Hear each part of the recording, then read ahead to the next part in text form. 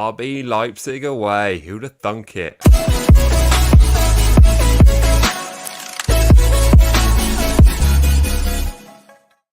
Alright, hello and welcome to the Matchday Vlogs YouTube channel. As always, please remember to smash that like button, hit subscribe, because it really does make a difference. And this show is proudly sponsored by you guys, yet again. So thank you so much for the support and smashing that like and subscribe and all the things, blah, blah, blah. We're here for today's pre-season. Should we imagine it's like a Champions League group game? Should we just do that? Yeah, I think the fact that it's in like a neutral ground, it makes it seem just a little bit more spicy. It's just like, we're a bit off where that's going to be. So for now, we'll just imagine that's the case. So we're after 3 points today at where is it? The Levantal Stadium? I've got a picture of it in the back of this, really, but I should... I tell you what, it is a lovely looking stadium. The mountains in the background are a real, cool. They're a real treat to the eye. Yeah, no, they're looking pretty spectacular, as is most of Hasenhüttl's home ground, home territory of Austria. As always, let us know where you're watching the show from. Let us know if you're in Austria. Let us know if you're actually going along to any of the other pre-season fixtures, friendlies that are coming up. I know there's two at St Mary's with Monaco and Villarreal. Prior to that, we have today's game of RB Leipzig. After this, we are playing another Austrian team who I've forgotten about. And then we're up to not Vicarage Road. We're off to Wheelstone FC's ground to play Watford away. Have I got that right, Jack? I've got everything. I think you've got everything there, right? Yeah, Villarreal, Monaco, all sorts of games. I'm very much excited for that Monaco game, by the way. It's going to be a fun night. It should be a fun one. Yeah, under the lights when they eventually go on. So, has anyone else been into St Mary's to see any of the women's Euros? It's been quite so. Let us know in the chat section if you went along either last night or the two other previous games. I was lucky enough to get tickets for the Northern Ireland Austria game, but sadly Laura Rafferty wasn't playing, which I was a little bit about. And let's be fair, that is why they lost. Yeah. Joking aside, they looked so much better with her in the back line. It's from the highlights I watched, they were vastly improved when she was on the pitch. But Lionesses out there just straight smashing it. I can't wait for them to just overtake the men's team in everybody's hearts because they are that good. Yeah, lots of people out here watching. Ollie Wren's watching from Tesco's staff room. That even just describing that sounds warm. Lee went along yesterday to St Mary's Stadium. It was absolutely buzzing from what I could see.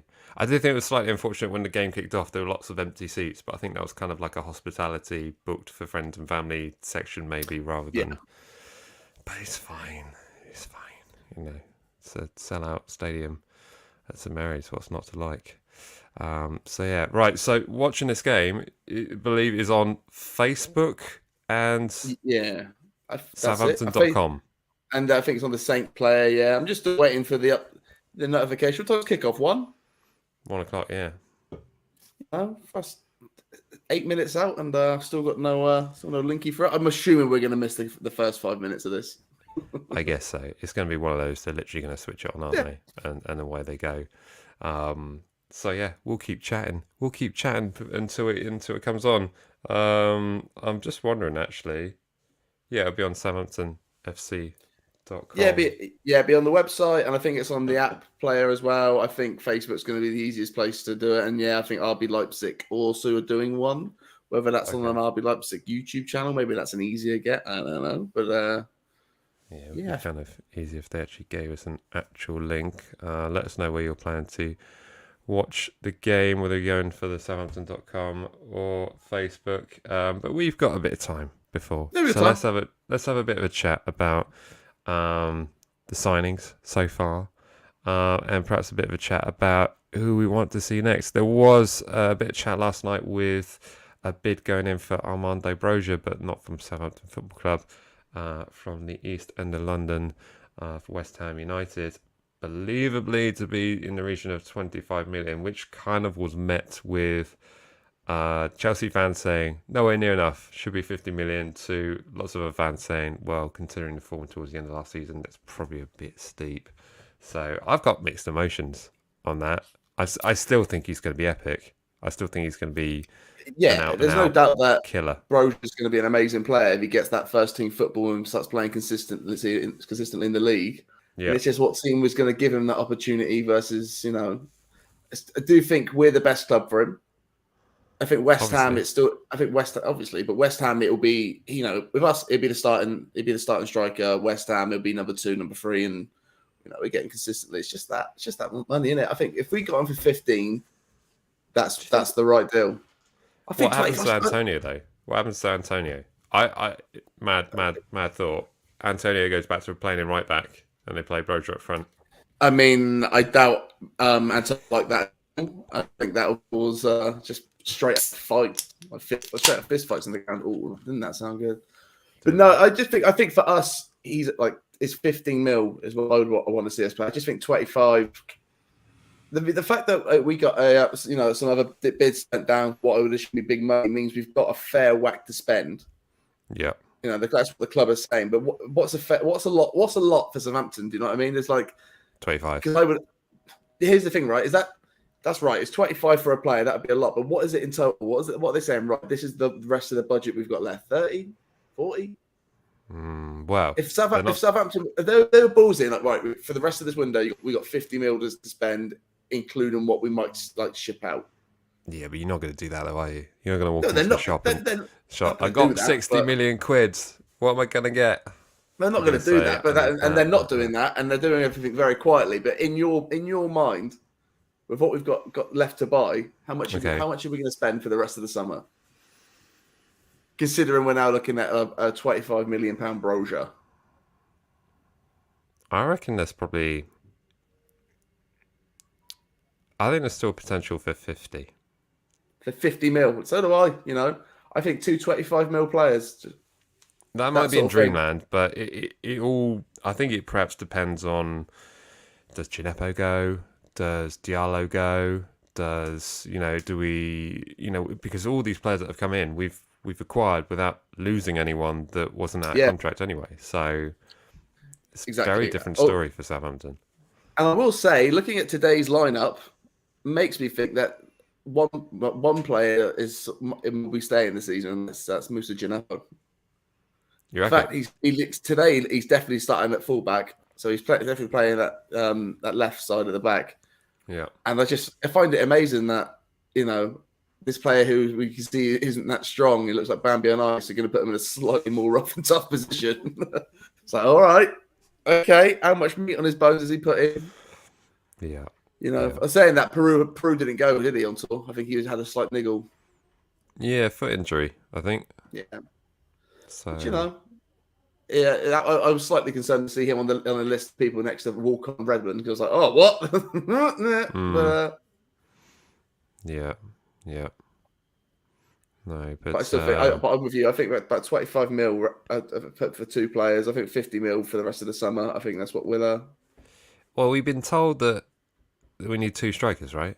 The club have said we need to focus this now going up front with the acquisition of 2 strikers, which would kind of make sense because we've lost a loan player, a marquee loan player. Let's face it, he was prolific for one season in there, and Shane Long. So we're down 2 strikers, so we need to acquire 2 strikers, don't we? Yeah, that's it. And it's so and I like all the business that we've done. I just keep thinking every so often when we sign these sort of the academy players for like 10 mil, I'm like, would any other team play 10 mil these players? Yeah. I'm glad we're signing these players. But when I think of like Liam Delap, right, I'm excited. He's a player that gets me excited. He's got a lot of goals last season in the 21 side. I feel like any other team would be like, well, we'll give you 5 mil for him, 7 mil, but that we'll be playing about 10 to 15. Yeah. I like Pure Charles' offer here. That's brilliant. 60 quid. If that's the case, it's on me. Done. Yeah, I'll chip in for that. He put the M in the end there, but I know the initial offer. It's a done deal, mate. We play by pointless rules. It's got to be your first answer. Buyback clause, though. Do you know what? I could see this happening. I think it's the fact that 25 mil has gone in there is maybe set the benchmark. So I think anything gets done, it's probably going to be 25 plus, and maybe there is a buyback clause in there, but it would have to be quite high if the initial price was that high. I mean, you're talking about, because what was Tino's deal? It was 5 million quid and then the buyback of 35 million. I think it's something like that, wasn't it? So if you're selling a player for 30 million, the buyback clause has got to be in the region of 80, 90, hasn't it? At what point does the Pretty buyback pointless. clause sort of at what point does the buyback clause sort of seize up? Is it like when we renew the contract? Is once that contract ends, that's when the buyback clause is? And how long do we sign Tino for? Was that first contract? 5 years. Jesus. Yeah, 5 years. And the Aribo deal was 4 years, wasn't it? I think so. Yeah, I think it was a 4-year deal. Slightly bigger player, stuff like that, and it's just a good length of time. I'm excited. I'm so excited. I'm excited to see him today. I don't know where he's going to be playing. Oh, I've just got the notification about the game. Oh yeah. Yeah. I'm watching it on my oldest iPad, and I'm a bit nervous about this. Come on. Let us know if anyone in the chat section has got the stream yet. Hopefully, it lets it play it to the telly box. That'd be nice. Shall I stick this up? There we go. That'd be a real helpful thing. It's some slightly better whilst I try and use technology. Did you also, a quick note on Aribo, did you notice that a lot of the chat was talking about playing in the Premier League? Yeah. Rather than playing red and white. Was that me just being really cynical? No, I mean that is just Southampton, isn't Yeah, it? being realistic as well. That's just the way it rolls for us. Oh, yeah. They're walking out. The boys are walking out. Oh, they're not going to let me play it on the I got telly. nothing. Ah. Hey, Tom Murray on the commentary box. Oh, here we go. Yeah. Hey, I hear it. Look at that. Okay, so we've got the live stream up on. Look at that kit, man. I'm going to attempt it. One more time. This might break everything, by the way. So let's just hope that. See, this is why I don't like the fact that they did this. They left the game, so like put these links up because now we look like idiots trying to move this stuff about. Yeah, moving stuff all over the place. Oh, look at that! Thank you very much, Isaac. Hey, Twixes on the boys. We were looking at Liam Delap, young, decent Man City forward. Could be decent. Looks like he could sign permanent. Yeah, Liam Delap. Is it Colwill as well from Chelsea? Another I think so, centre-back? yeah. So there's plenty up there in discussion, and it's all realistic kind of stuff, really. So yeah. But Isaac, thank you so much for the super chat. Always much appreciated. And now I've got to go buy some Twixes for Jack. Thank the Lord. It's about time somebody did. Oh my God, this is this playing up TV is really set at the the lag. Yeah, man, you've frozen. You got a really sad face, sad look on your face as well. You look really upset. I am sad. I want to be able to watch this game in pure comfort. And I'm being nice. It's gonna get clipped up, isn't it? It's gonna get clipped up by someone. It's gonna be fine. That's fine. Clip me up, Buttercup. Jumping all over the shop. In time. There we go. It's all right. We'll fix this. We'll fix it. Yeah. Ish, maybe. Jack knows the answer to this question. Have they announced who's replacing Dave Merrington yet? It's big old Joe Tessum, innit? Big old Joe Tessum. Yeah. What a turnaround. I like that. That's a fun sign. Norwegian? Yes, Norwegian. Yes, he is. Yes, he is. I remember him saying, I saw him play so many times. He just, there's an era of players that I love, and Joe Tessum's in that. Joe Tessum, Matt Oakley, David Prutton. I've kicked glorious off. Players. Have you kicked off? I have not. I have now, though. There we go. So, only a few seconds behind. So the away kit looks glorious, doesn't it? Oh, yeah, it does look fantastic. Especially, on a bright sunny day in the Alps like this. It looks... The hills are alive. Who's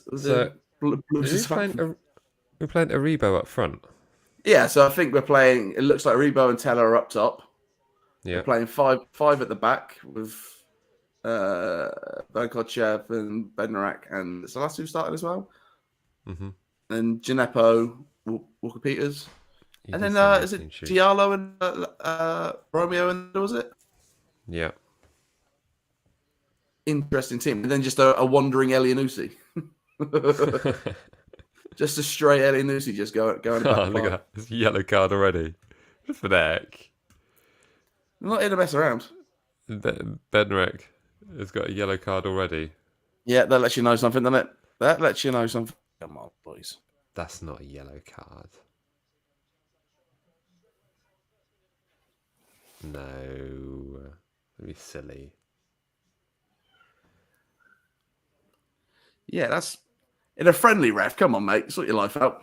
Yeah, that's a little unnecessary. Better Kocha is in the Bednarak, back line there. Bednarak just letting you know where he's going this summer. He ain't staying here. We've got... Yeah, playing 3 at the back. Wing backs. That's what we're doing. Yeah. Yeah, 3, 5 at the back, however you want to call it. Whatever you want to call it. Leipzig with a free kick here. Straight at the wall. Deflect out for a corner.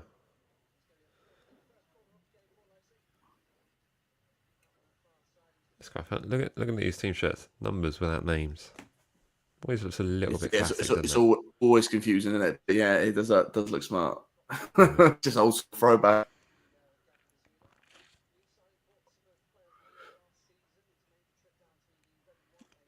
This corner to Leipzig. Is that a handball in the Premier League, by the way? Yeah.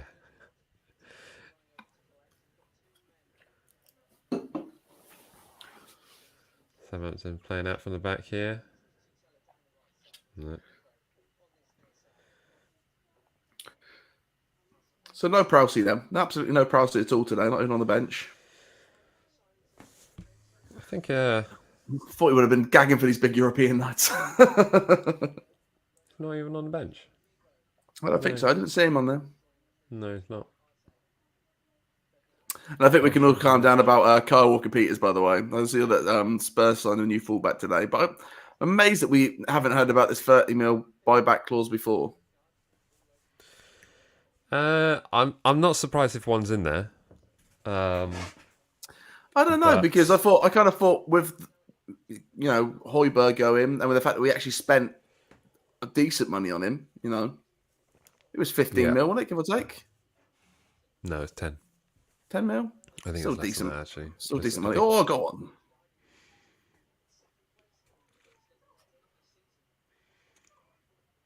Actually, what was it? You got me thinking now. Yeah, I thought it was closer to 15 because I thought it was pretty much the same as what they paid for Højbjerg. We kind of felt like we met in the middle. I think either way, you got to look at, a player who's got 3 years left on his contract. Yeah, and how important he is. He's probably up there with not saying Ward-Prowse prices, but he's close to it. Well, that's the thing. I think any player that's got 3+ years on the contract, you've always got a certain sense of security. And that length, and also is that Premier League proven? You're gonna have to pay quite a decent amount of money for him. Yeah, I love that phrase. What does that even mean? Premier League proven. It means he's played in the league to a competent level. Yeah, but everyone goes on about Premier League proven, and but we've seen a lot of Premier League proven players look quite silly. I think it's that when you get the French players coming to the league, they're not ready for it. They don't know what to expect. They don't know you got to do it every week in and week out and what it takes to do it. And there are players that do. You can say any player that's played in the Premier League is, but I think Premier League proven means he's played in the league and he's proven that he can hang in the league. Yeah. Could you say Aribo? It's not Premier League proven. No, he's not. He's not. But he's played in Europa League final and he's played at a certain level. I think what I'm alluding to is a lot of comments with our signings, the fact that they're not Premier League proven, but Premier League proven comes with a price tag and expectation, and it doesn't always work out, does it? No, it doesn't. And I think you look at the younger players that have come in, where they've come from. I think they're just excited to be playing this sort of football. And I think seeing Livermore and Brozier last season have made them go, "Oh wow, look how quickly we can get to where we want to be playing at Southampton." Yeah. And that's why, that's what we said in the last video. That's what sort of bothered me about Brozier toward the end of the season. I get, dropping off because you think, all right, I'm going back home. But at the same time, you're a 19-year-old striker starting for a Premier League side every week. Yeah. Surely you give them no case not to take you in the preseason tour, and you give them Yeah. If he had performed the entire season like he did, like he started off with, if he played every game like that Crystal Palace game, there'd be no talks about him coming anywhere but Chelsea, staying at Chelsea this summer. Yeah. Yeah, he has been spotted wearing a supportive boot though, which is throwing a few questions around. I'm not sure where that rumour came from. Maybe a Southampton fan. Who knows? The thoughts here on he's injured. Are we talking about Ward-Prowse? I think so, maybe. Oh, yeah. That was about 5 minutes ago. That's what I said, I think. There we go. Cheers, Josh. He's answering the questions in chat. Nice work, man. Always appreciated. Oh, shot here. Whoa. Whoa. Man's a goalkeeper. A rocket of a strike. Is that a save?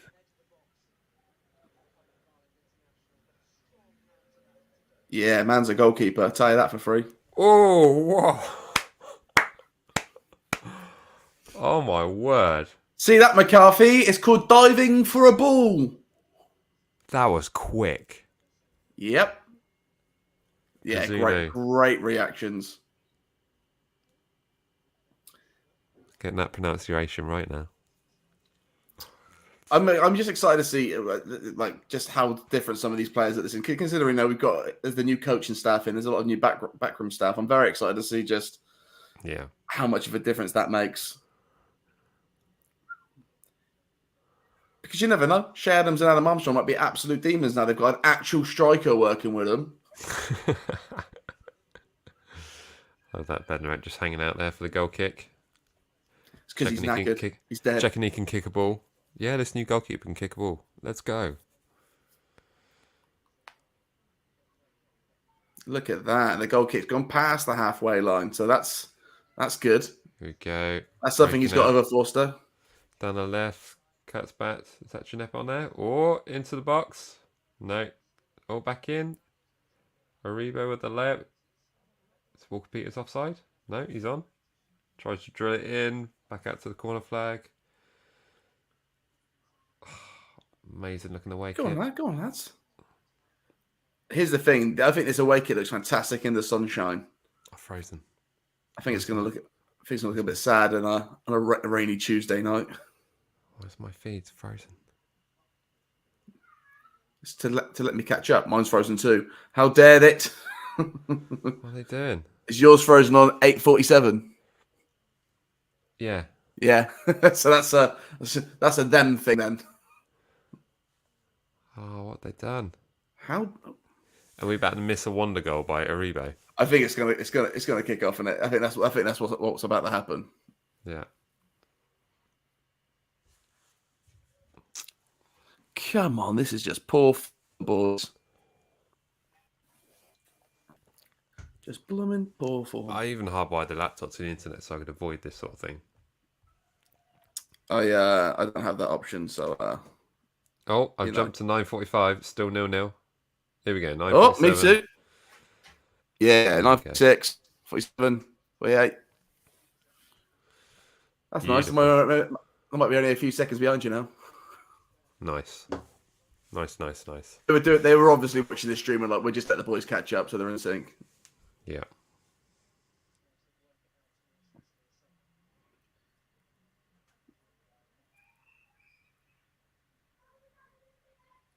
Classic on airtime. Here's the thing. I'm just watching the game a little bit. Do you know what I mean? Just need to see what everybody stood. We do look a little bit narrower than usual. I think this the Is that the running track though?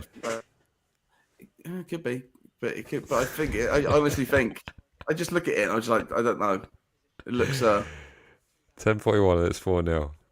Don't be silly. It's not. It's not. Yeah, it just looks like we've only got Elianusi really as a winger. It seems to be like quite a little bit narrower. Yeah. Same formation as we played away at Burnley last season.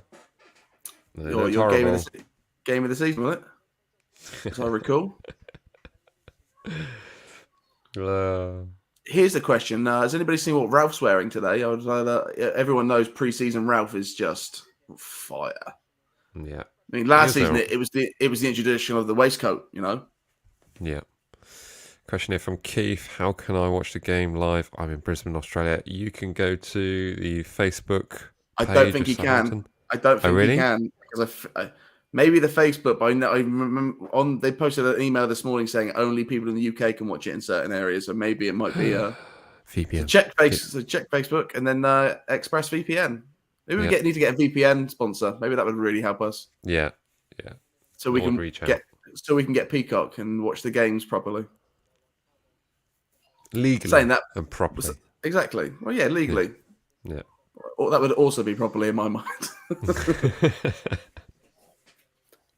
But that doesn't matter this year because obviously we're going for we want to be in that top 0.1 Southampton.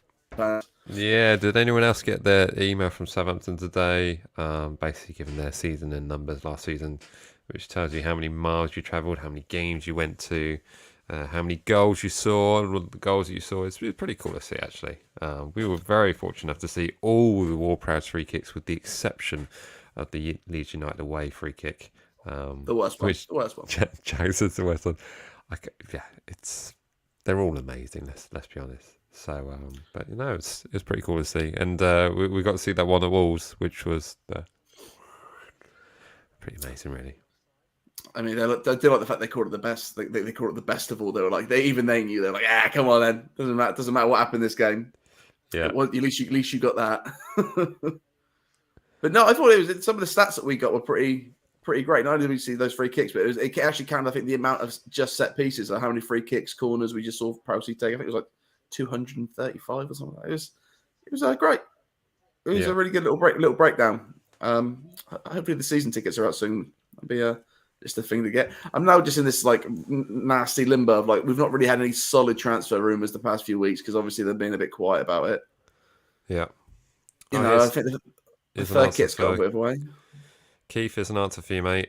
Frank O'Brien says it's on YouTube outside of UK too, so check it out on YouTube. Whether or not that's the Southampton YouTube, I don't know. It could be the RB Leipzig YouTube. But yeah, thanks for the insight there, Frank. Much appreciated.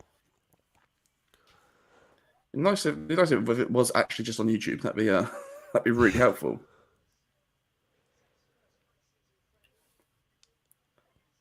Oh, I think he's only gone and found it on YouTube. Oh yeah, I think so. Oh! That would be helpful. He has. No, I'm on. What time are you on? 14:20. 14:20. Well, I'm on 13. Okay. So it's a jump behind, but I'm see it now. It's on the big screen. It's on the big screen. This is why I came to watch it in the front room. I wanted to watch it on a nice screen like this. Yeah. Well, we're competing at the moment. It's looking pretty good. Yeah, they're playing football, which is nice. Oh, RB cut inside here. Balling into the box. No. Cut out by Bednarek. Premier League proven Bednarek. Everybody's favourite Bednarek. Fan favourite Bednarek. Napoli player. Never gets Leicester. any stick from anyone. Bednarek. Yeah, are we going to talk about the fact that Leicester are in for him? Did Leicester just win that game and go, oh my god, all these guys are great? I bet they're gutted that Yoshida's gone to Schalke. Or They're like, maybe oh, all their montages have those players' names in there. They think, oh, we should have them in our side because then that would help with, I don't know, something sponsorship wise. But no, I tell you what, if they give us 30 mil for Bednarek, that would be absolutely nuts. 30. I think you'd be lucky to get 12, 15, But they were talking 20 million. 20 million for Bednarek, eh? Bloody hell. Is that the time we live in? How much did Vestergaard go for? That was Oh, I 20 guess million. so. Was that 20? Well, that's If about, you, yeah, if yeah, I you guess so. think I guess if so. if Vestergaard was 20 million, Bednarek's 20 million. Bednarek's, if Vestergaard is 20, Bednarek's 40. I'll Especially give in him today's that. money. Yeah. Price of fuel, isn't it? It's gone up. In it. Got to pay by the mile.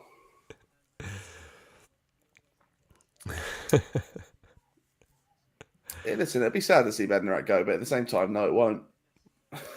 Well, if you have a look at the stats, they ain't great in terms They're not. of challenges made and tackles made and stuff like that. Own It's not goals as good scored. as Salasu. No, when you look at Salas's numbers next to his, it just really makes him look bad, I think. Yeah. And I think if you get rid of Bednarek, I know I was saying about a more senior centre back in there. Well, I think he may not get the game time, but I think Jack Stevens does it for him. Yeah. Is that senior sort of because like I said, when I said a senior centre back, I don't mean someone who starts every game. I just mean someone who's a good leader at the back there and can tell them what to do. Yeah. I think Stevens is good. Has got that head behind the scenes. So it's just having somebody on the pitch that's got a good tactical awareness. And Stevens post Charlie Austin being in the squad, such a difference, wasn't it? He's just a completely different player. But is the Cornish Maldini up to the level that we need week in, week out? Sometimes he's amazing. Yeah, that's the thing. I think that's the thing. I think when he has those good games, I kind of think of United last season. He was really good against United. Yeah, that first time round. And there's another game as well. Might have been City. Was it City he played really well against? There was some big teams that we played against, and he really put in an effort. Mm-hmm. And then there just be those games like every other Southampton game where they're just not helped out a lot. Yeah. they get done in. Doing really awkward slow walk out from the 5-yard box. Yeah, I've seen that walk so many times. Yeah, head down, arms by his side. And all right, here we go. Obviously, I hated all this about the anchor going. I don't know how anybody could even think about that. It's a shocking thought. Question here from Lewis is asking, can you see Southampton pushing for a top half finish this season? As always, these questions are for us and also anyone else in the chat section, so feel free to stick in your thoughts away. Do you know what? I think the bottom half of the table is just a massive unknown at the start of the season. You just really don't know. You have your suspicions who's going to be fighting relegation, but in terms of everyone outside the top 10, anything can happen in terms of these transfers flying all over the place. Yeah. With the likes of Crystal Palace, they had a lot of players on loan. We had quite a few players, we had Armando Broja come in on loan, who were key for us, but it could, there are times last season where we thought, Southampton in Europa, and other times we were thinking just end the season now. So anything's possible. Anything's possible. So yes is my answer. Yes. I mean, we should probably do we should probably do like a league table prediction sort of video. But here's the thing: if we get as lucky as we did with Livramento with every one of these younger signings, we'd be fine. And the fact that we play this sort of money, what? That was a horrific challenge for a friendly. I can't wait to see that. But no, with on who? Kevin Campbell on. Who is it? Teller. At least it's Teller. He's hard. Why are you like Teller? Because it's not one of the new signings. Oh, okay. If it was Aribo and Aribo was on the floor for a bit, I'd be very upset. Yeah. If it's Teller, I'm like, Teller, get up. He's back up and running. It's good to see. Elianusi on the left side here. Drills it in. It's cleared sort of by defender on the outskirts of the box. Come on, wakey. Elyounoussi waiting for the ball to drop and it just gets taken by an RB Leipzig player. Second ball, come on. It'd be nice if we have a coach that tells them that that second ball. Yeah. I'd like to win a few of this season. Oh my God, let's talk about, can we that? That match ball is just beautiful, isn't it? Yeah, it's pretty glorious. I can't wait to get one. Old school but new school at the same time. How are we playing at the moment? We're competing. I think it's a fairly even end-to-end kind of game so far. It's your standard pre-season kind of game. It is. Some people are going a bit too soft. Some people are going a bit too hard. But if this was the first 20 minutes of a Europa match, you'd be like, fair play. Yep, it's pretty relaxed. And I've already seen a wicked save as well, so that helps things. Yeah, reassures me. But no, as far as our league position this year, I think this is the hardest Premier League ever.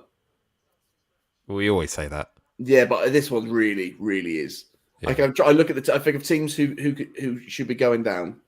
It's like, well, you think it's the promoted sides really, but all of those promoted sides have really good reasons to stay up. I think Nottingham Forest have bought really well. I think Fulham always yo-yo, but you never know. This could be the year where they maintain it a bit. Yeah.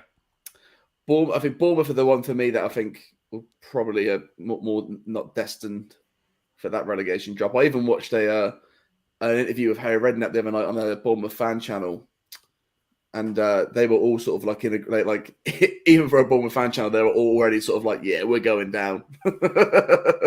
This time they were like, yeah, we've not got the players. It's not, it's not really our time. Mm. But I look at everybody else and I think, no, I think this. I think we could. It's just a lot. So many good teams. Yeah, there are. Well, it's that gap between the top and the bottom. It's getting even further apart. With the likes of Haaland joining Man City. I mean, that team is scary enough as it is. The idea that they're going to have Haaland up front is just... I just can't even think about that. They're going to be absolutely nuts next season. Or Haaland flops. What, and he's like a Timo Werner? I or reckon a Shevchenko for Chelsea? Yeah, just it's the first one that doesn't work. He's a bit injury prone. He's so used to the German league.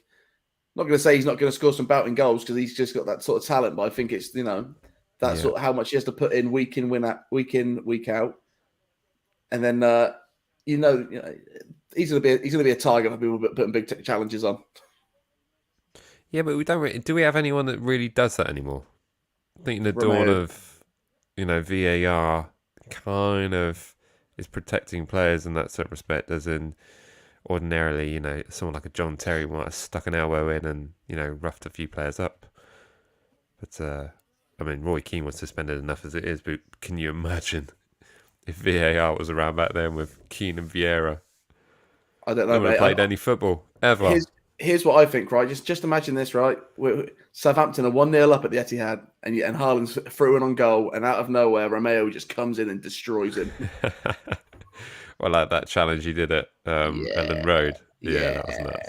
Yeah, absolutely just breaks his ankles. And it's he wins the ball as well, so clean, but he just ties him up. Yeah.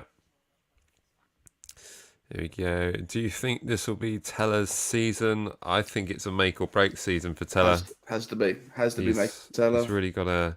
there's plenty of praise for him for the rest of the squad, but he's certainly going to have to make an impact. Yeah, absolutely. That means get some goals, doesn't it? Really?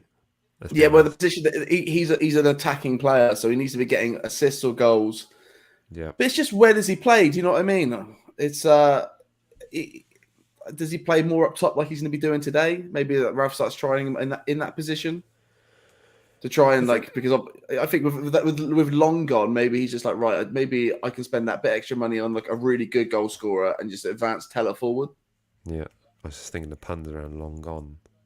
Where's long gone? He's long. Anyway, he's long gone. But why? For the thing that baffles me is why does Teller get so much praise and support from the fan base, yet Redmond, who actually scored. He scored last season, didn't he? I think if he scored against Liverpool, didn't he? Yeah, and a ton of assists.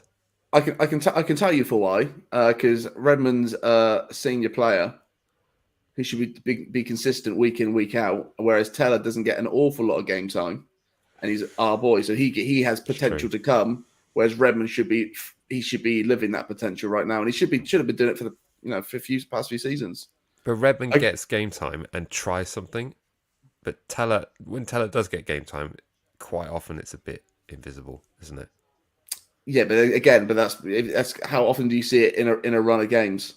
You don't see it in a run of games, whereas Redmond does get those run of games.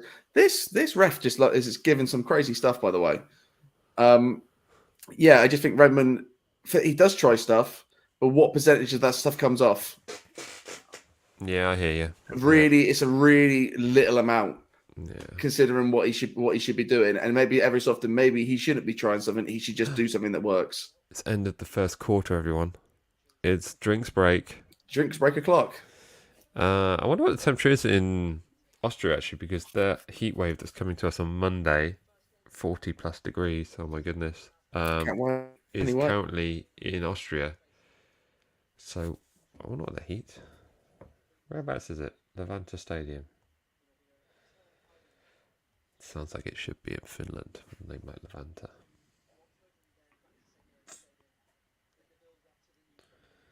I don't think I'm going to be able to leave the house next week, mate. I mean, I'm already suffering this week. I'm amazed I haven't sunburned yet. Well, my plan is to actually leave the country on Monday, so I should be all right. Thanks, bro. Thanks for your concern. Going to the moon. That's where I'm going. No, I'm going north to Norway, of all places, actually, where it is going to be sensible temperatures. Famous last words, isn't it? What are you doing, scouting some players? Yeah,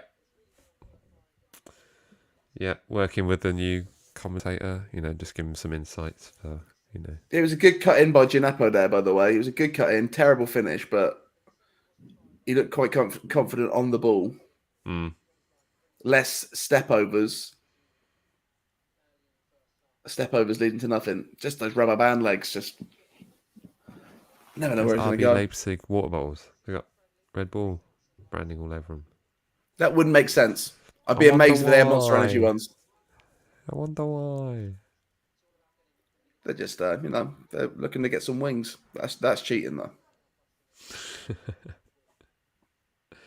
So you see this training top for Southampton? That shade of green, that's got to be the third kit, hasn't it?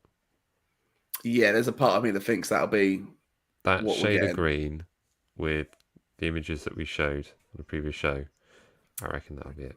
That kind of green with the dark, almost goldy sort of chevrons. Yeah. There's the Spitfires.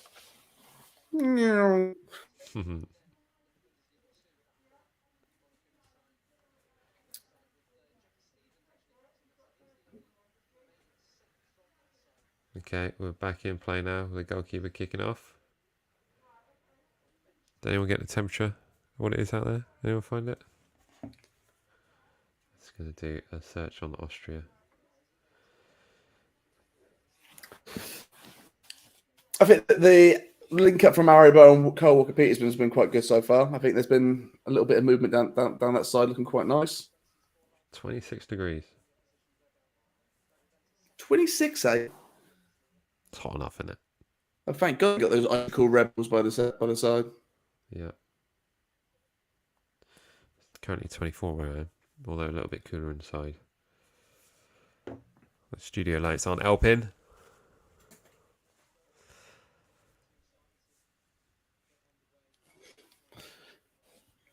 Oh, here's a question. I think it's good. Here's a question. Talk to me. First of all, coming in from Mark Richards. Member of the channel, when you sat in Rosetta and the ball hits your head. It's Gineppo. It's very true. Where's JP? Apparently he's injured. Picked up a slight knock, apparently. Slight knock.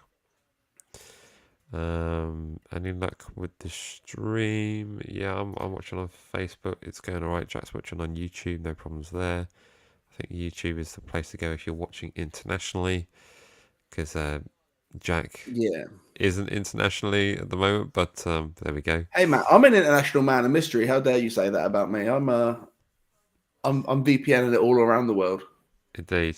Question here from Joshua. Do you think Saints are getting Dembele from Lyon? I'd like to, but I don't think we will. I think they've already. I think he's ruled he's out, already hasn't he? said. They've already said that he's quite happy at Lyon, and if he does come to the league, he would be looking toward the top 6 club. Now, I've heard the stuff that Frankie De Jong has said about United in the past few weeks, and the likelihood that he's still going to United probably doesn't mean much. What players say about teams anymore. So who knows? Maybe it could, but I don't think we will. Yeah, I don't think we will. I still think Dennis from Watford is the way to go. He's been on loan at Barcelona. Have I got that right? Dembele? Is that the other Dembele you're thinking of? No, I think it's this one as well. I can't even remember. He's been on loan somewhere. He's been on loan somewhere, and he's come back to Lyon, and they still don't want him.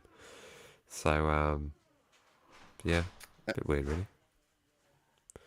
I mean, from what I've seen, where was it before? He was at Celtic, wasn't he? And then was it? What did he play for a Premier League side? Who was it he played for? I think so. I think you're definitely thinking of the other Dembele at Barcelona, by the way. Right. Yeah. Where'd he go? Moussa Dembele, Atletico Madrid. That's it. So he was at Fulham, Celtic, Lyon, Atletico Madrid. Jack's on it. Both Jacks. There you are. Eh? Yeah. 53 goals in 106 games. That's some turnout, Here we go. Play for Fulham, then Celtic. Look at that. You got a new stat man in the room. Look at that. Nice work, Jack. You're welcome. Jack B, not Jack A. We were actually started. A new Jack Martin started following us on Instagram today. Completely not me kind of guy. Do you ever get that? Like people with exactly the same name as you, like friend request you on Facebook. I was like, I don't know you. No. No, I don't.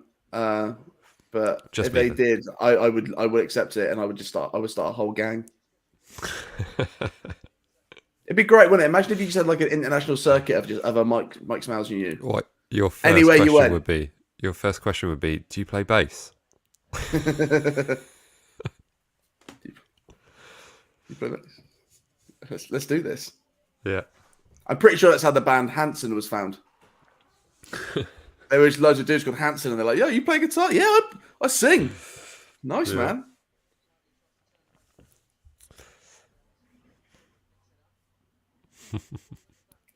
Oh, look, confession from Jet. Trusty Wikipedia. Well, answers are there. It's fine. We would have only done the same thing, let's be honest. To be fair, I did do the same thing. Oh, okay.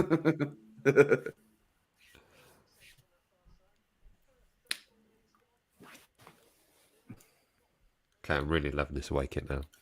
I do have to wonder why he still wasn't playing Adam Armstrong. Has he also got an injury? I mean, there seems to be a lack of striking options, and because there's no midfield, like there's only one attacking midfielder, they're not really not really being delivered to, are they? I misread that. I thought it was Adamu, as in the player, I can't pronounce it, but the one we're going after in the German league again.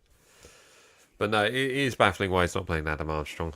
Who knows? It might be a second half kind of thing. I think it'll probably answer a few questions if he just, switched out for Teller in the second half. Yeah, I'm sure we'll see it coming. He's just trying stuff, isn't he? He's just trying stuff about. Oh, dear. Have we seen much from Lavia here at the moment yet? Yeah, I think he's been pretty solid so far, to be fair. Yeah. Just sat there in the middle. Nothing's really gotten past him. I think he's played just a few nice, simple passes. Bit of a wayward pass there. He's been given squad number 45, which kind of seems quite high. I don't know. Whether that's his request. The kids love a high number, don't they? He probably either wanted number 4 or number 5. Yeah. So to be fair, I quite like to have 2 numbers on my back. And Armo Bella Kopcha has got 37. So I think it's that thing of it's a bit of a thing I've noticed. I think they would say like a lot of European clubs and their younger players for some reason prefer the high numbers. Apparently because they all like to watch a bit more basketball. When you think of the basketball numbers are all pretty. Oh, okay. Just looks cooler on a kit. I think a bit more unique. A Rebo with the number 7. You sent me a JA7. GA7. Been using that hashtag a lot this year. Is that going to be on the one for the matchdayvlogs.com merch store? Coming to a merch store near you. Get a JA7 Rebo shirt. If you want it, I'll make it. All right. I'm putting it. If you want it, you bloody want it. Here, make it. Yeah, pound your t-shirt. Don't worry about it, son. I will make it. Saints honour. I'll make it. Perfect time to give a quick plug to some of the merch. Whilst we're watching this, go and check it out. Matchdayvlogs.com. Northern tea's been added. Scummers tea's in there. Nice fists. Eat, Sleep, Saints Repeat. Icon shirts are now up there. And the recent ones. Southampton things. Mike's favourite show. My favourite show. Who's your favourite character? The kid with the curly hair. Oh, yeah? Yeah, that one. Yeah. I am going to stop watching it. Soon. You like it, mate. Millie Bobby Brown, we got those Salisbury connections. My granddad used to work with her granddad. Oh, there we go. But yeah, go and check it out. Matchdayvlogs.com. All the merch is in there. And this weekend is another plant a tree weekend. So for every shirt that you buy, they will plant a tree. How about that? And there's somebody who lives pretty much right next to a woods. I can tell you, trees are fantastic. So trees. Make sure you get a t-shirt because there's a tree on the badge of my football club. How can I not like trees? We have got the best tree and waves in the league. And you know what? Let's talk about this right now. Nottingham Forest, you're done out here. Your tree and waves suck. Our tree and waves are the best. Listen.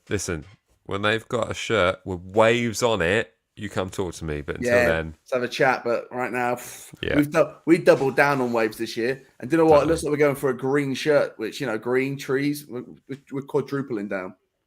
Look at that. Yes, indeed. In fact, all the colours of the badge in our shirts this season. We're just accessorising to the next level. And I don't care what anybody says, 95% of football playing is accessorising. That's why John Terry wore that many boots. Did he? Oh, I think he went for about 10 boots a game, 10 pairs of boots a game. Really? He used to wear a pet for like warm-ups. Yeah. Then one for the first half, and then he might have a couple, and then he might just change it about a bit. But apparently, he just ate through them. Oh. Put it this way: if he took the boot off, he did not put that boot back on again. I just discarded. Yeah. Wow. See, you then have the complete opposite to that, where you have players who, I think Wayne Rooney did this, wore the boot size one size too small, and wore them until they literally fell apart. Which I only know that because I copied that when I used to play football, and I lost so many toenails from having boots that didn't fit me properly. It was disgusting. And here's the thing that you can say about John Terry and Wayne Rooney: they're just two good guys. They're just two salt of the earth men, wholesome individuals. People who we trust. A scandal. And I always look to for when I have life problems. I'm thinking, what would Rooney and Terry do? Oh, man. That would be a very bad motto to go on. Yeah. That would get you in all kinds of trouble. Or you'd be regarded as some of the best football players of all time. I can't believe Rooney's gone to DC, by the way. Yeah, weird one. And the fact that Jesse Lingard might be following him. To DC United? Yep. Man, that's nuts. Oh my God, what was... Who just miskicked that in the box, by the way? Is that Romeo? It was Diallo. He's bearing down it. Have a shot. He does. He drags it wide. Romero Lavia with a shot there. What number are you on? I'm on 40, 10, 11, 12. I'm on 38, 46. Damn. Yeah. Steve66, Brozier wearing plastic boot takes a few million off the price. Yep, I heard that rumour this morning. Actually, I overheard my neighbour, is one of their lads is a West Ham fan, and he actually read out West Ham putting a bid for Brozier, and I was like, seeding a little bit in my back garden, having a beer. It's like, oh, I'm really happy for you, but that's really annoying. It's like, really rate this player.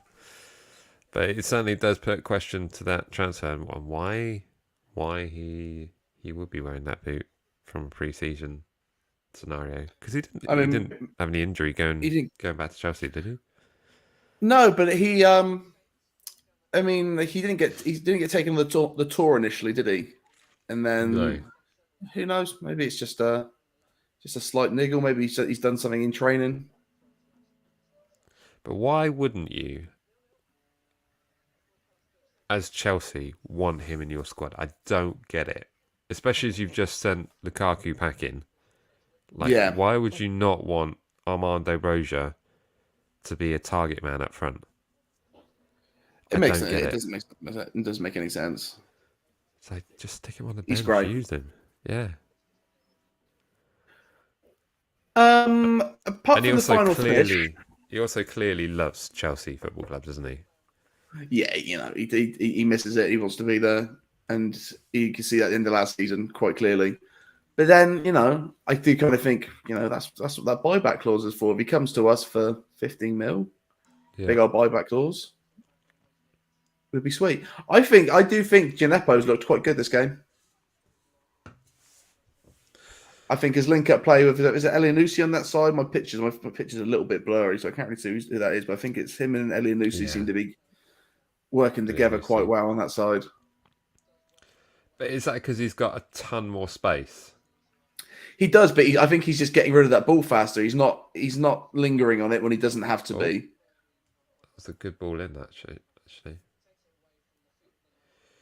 Trying to reach Aribo with the ball out there from there. I think he's got way more space, and also when he gets the ball, he likes to run with it, doesn't he?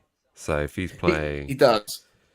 But that's what I mean. He's got that space, and this time he's not running with it. He's passing the ball off. He's making a slightly smart decision. I think he just looks a little bit stronger. Yeah.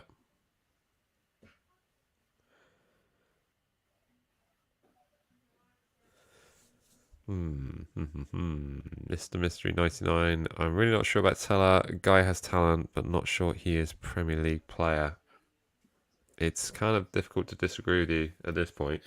Well, it was Teller that mishit that ball that absolutely aired a shot earlier on. It was a nice little look at play from the boys in the wing, and it was Teller who missed it. We just, it's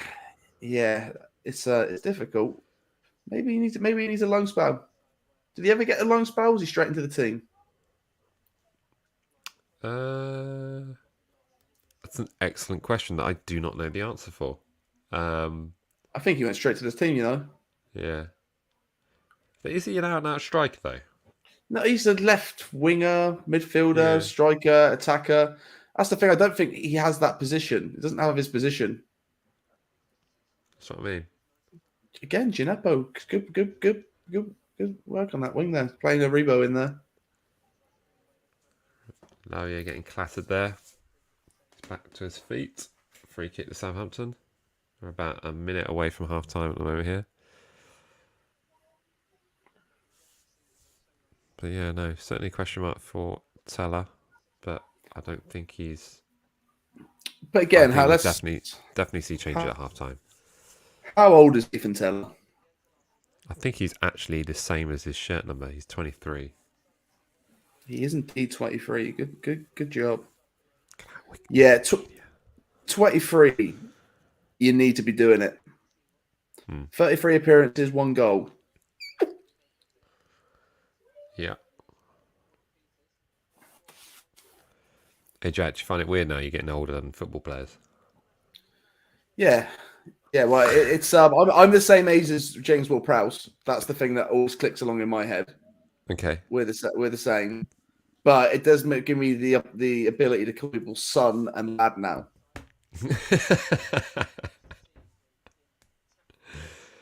Yeah. which I'm fine with. I am fine with. But the thing is, though, I thought about this for, like pretty much since when I hit 20. I was like, well, there's 18-year-old players in the league. I'm like, Yeah. sorry, mate. The way I always think about 16, it, 17. James Murphy didn't start LCD Sound System until he was 35. So I've got a few years yet. Always time. Always time. After that, you're screwed. But Thanks, man. I didn't invent time, bro. I don't get to decide how it works. I just live by its rules. It's true. There it is. Half time. Half time. It is 0-0.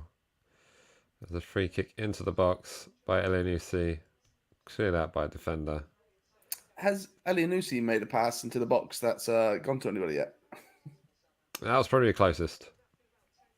The closest. But it's all square. No goals to talk about. RB Like I Leipzig say, nil. if this was a Europa League night, you'd be happy with that. You would. You would. You indeed. Let's have a look through some of these comments. Let us know in the chat section what you thought of that half, what you think they're going to do in the second half. We're going to see some changes coming. We're going to see some of the lineup change there when we have Adam Armstrong coming off and Nathan Teller. That would be my first call. And I think there'll probably be a mix-up on... Let's have a look. Who else we got on the bench? Jack Stevens. Yeah. Oh, maybe Simeon. Oh yeah, Simeon. That'd be a Yeah. good shout. Well, I think this first half so far, you've seen a really good save from Bazunu. I think that save was fantastic, and he's claimed the ball a lot in the box. I think he's been really good like that. I think Diallo's played slightly more forward, so you've had Romeo dealing with stuff. That's decent. I think Gineppo's looked stronger. Yeah. Good signs from players that I'd want to see good signs from. Yeah. And then, there needs to bit move his feet out. I kind of love this Haribo score today. It does look good. What number is that? What number is Bella Kotchap wearing? 32. 37, I thought, wasn't it? 37. I wonder if we'll see Diamond Edwards come on. Oh yeah, that would be another good shout. Midfielder. You know, there's a reason we take a play on it. I imagine that if you're going to make changes like that, you'll probably take off one of the inexperienced players in midfield. You know, maybe Lavia off for Romeu, and then stick on Diamond Edwards instead of Diallo. Yeah, I'm looking at it now. I'd probably say maybe Diallo off, maybe Smallbone on, and then maybe either Shea or Adam Armstrong on for Teller. Yeah. Just get a bit more attacking. But then again, playing Teller like this sort of tells us signs of maybe he is being pushed more into that number 8 role than he was that number. Yeah. You know, that number 6 role like Romeo. He's not a centre defensive midfield player, is he? No. He's a more of your standard centre midfielder, kind of maybe where Ward-Prowse is meant to be. So he's playing more that position. So that's, it's good to see that. Look at that. He just claimed those balls beautifully, didn't he? That keeper's not getting you. Yeah, I'm frozen screen here. I've got some half-timey replays, which is nice. Okay. I'm watching it on Jogo de Premiacalod Sports TV 2 HD. Erector. These views are Jack's and Jack's own. Listen, I live in a world where Premier League fine. commentators are trying to pronounce the names like in Spanish. So, I know. Indeed. Anybody who calls him Bruno Fernandes is an idiot. His name's Bruno Fernandes. Was it Broja or was it Broha? As they kept going on about that. It's Broja. I don't care what anyone says. Yeah, we called it first. Question here from Tom: would you like to see Yanni B leave? If we got 20 mil, I'd be quite happy with that. Yeah, if we got 20 plus, I'd be happy. To be honest, if we got 15 plus, I'd be happy. If we got 12 plus, I wouldn't be too concerned. If we got 10, I'd be a bit upset. Yeah. Yeah. Definitely. I'm getting advert for Boca Juniors games, so I'm assuming maybe I'm watching it on an Argentinian broadcast, maybe. Yeah, quite possibly. DR Labutini, what's the score, please? It is half time and it is 0-0. So there we go. Should leave that there.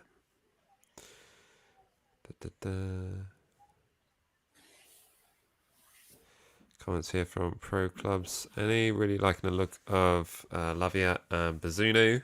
Yep. Yeah, they've both been quite good this half. Like I say, I think Romeo's had a bit of pressure put on him, being that number 6 and that sort of like the start of the defense. I think he's had it pretty well. A few stray passes, but apart from that, I think he looks strong. He looks confident. Unbelievable save from Bazunu early on as well. I mean, there's a strike from outside the box that whipped right in, but with pace and accuracy, which is it would definitely have gone in. It was a great save, great reaction time. And you got to look at this. I mean, the likes of Bazunu and Lavia. I mean, this ain't against sluggish opposition. This is RB Leipzig, so this will hopefully test them in terms of their abilities. This is not some lower league side. This is a Champions League semi-finalists, quarter-finalists. They got decent ways. Yeah. Can I just say again, the setting for this ground is fantastic. It's beautiful. Austria is pretty stunning. Yeah, I must go there. I must go. It's all kind of in that Alps region, anywhere like Switzerland and that region of Germany, Austria. It's all very green and picturesque. I can thoroughly recommend it. Reminds me of a slightly hillier Bemerton Heath. Yes, it's exactly like that. Exactly. Here's the thing: you could tell me that was Moon Park where Harlequins play, and I'd be like, "Yeah, it looks just like it." The beautiful vista of train station and industrial estate and gasworks compared to the Austrian Alps is it's like a mirror image. It's the same thing. Although saying that, Moon Park have recently cut the trees down on one side of the pitch, and it looks terrible. When has cutting trees down ever worked? That's all I'm saying. Here's the thing: they shouldn't have put the trees up in the first place. When they put the trees up, is when people stopped going to the games because they had to stop to watch them rather than just standing on a hill. Actually, having said what I've just said, I just realised that actually the Dell was built on a forest area. And that's why you should all buy T-shirts next week from matchdayblogs.com so we can plant more trees. Exactly, because we all feel guilty for the Dell being built on a forest. There we go. And then St. Mary's being built on a burial site, was it? Yeah, that's true. Yeah, that is true. They had to. They literally have to get somebody in to bless the stadium because they thought there were ghosts there. That's a real thing that happened in the history of Southampton. They exorcist the place. That's right. So go to matchdayvlogs.com and buy yourself a T-shirt, and they will plant a tree. Or if you buy 2 T-shirts, they'll plant 2 trees. I could go on, but you get the idea. That's what they're going to do. So there we go. There is a world where you could buy enough T-shirts to replant the whole planet, and I think some of you should consider that. It's the right thing to do. Oh, and by the way, for anyone that's already bought a shirt, thank you so much as well for all the support on the website. For those of you that bought a shirt, could you take a little photo, tag us maybe on Instagram, Facebook, Twitter, and TikTok? Because it'd be great to see it out there. I think it'd be kind of fun. So I've not seen anybody wearing a shirt yet, but I know for a fact that they look fantastic. They do. I've got one right here. Follow. We're the best team on the South Coast. We play in red and white with dynamite, and we got Livramento. Thank you for keeping this show monetized, Jack. Nice work. Beeping himself. Love it. I just that's how you sing that song as Mike sings it. Yeah. It's one of the most adorable things I ever saw when I first noticed that you do it. I'm like, hey, you don't do it. Certain songs Mike won't sing, and certain words he won't sing. Occasionally, I'll chuck in a flipping. It's because I'm sat next to Mini Matchday Vlogs, so it's tricky. I've seen you do it at away games, mate. Let's not just pretend. Outrageous. Outrageous slander. Oh, right. Let's have a look through some of these. Sorry, I've been ignoring the chat section. Here we go. There was a question up there that said, are we worried about James Ward-Prowse? Very worried. He's an incredibly prolific free taker, so everyone should be worried about him. But I'm pretty sure you mean in regards to transfer. Here's my thought on it. He signed a 5-year deal. If something terrible was to happen, there'll be a ton of cash there. So, I mean, a ton. Yeah. We would make mad bank on it.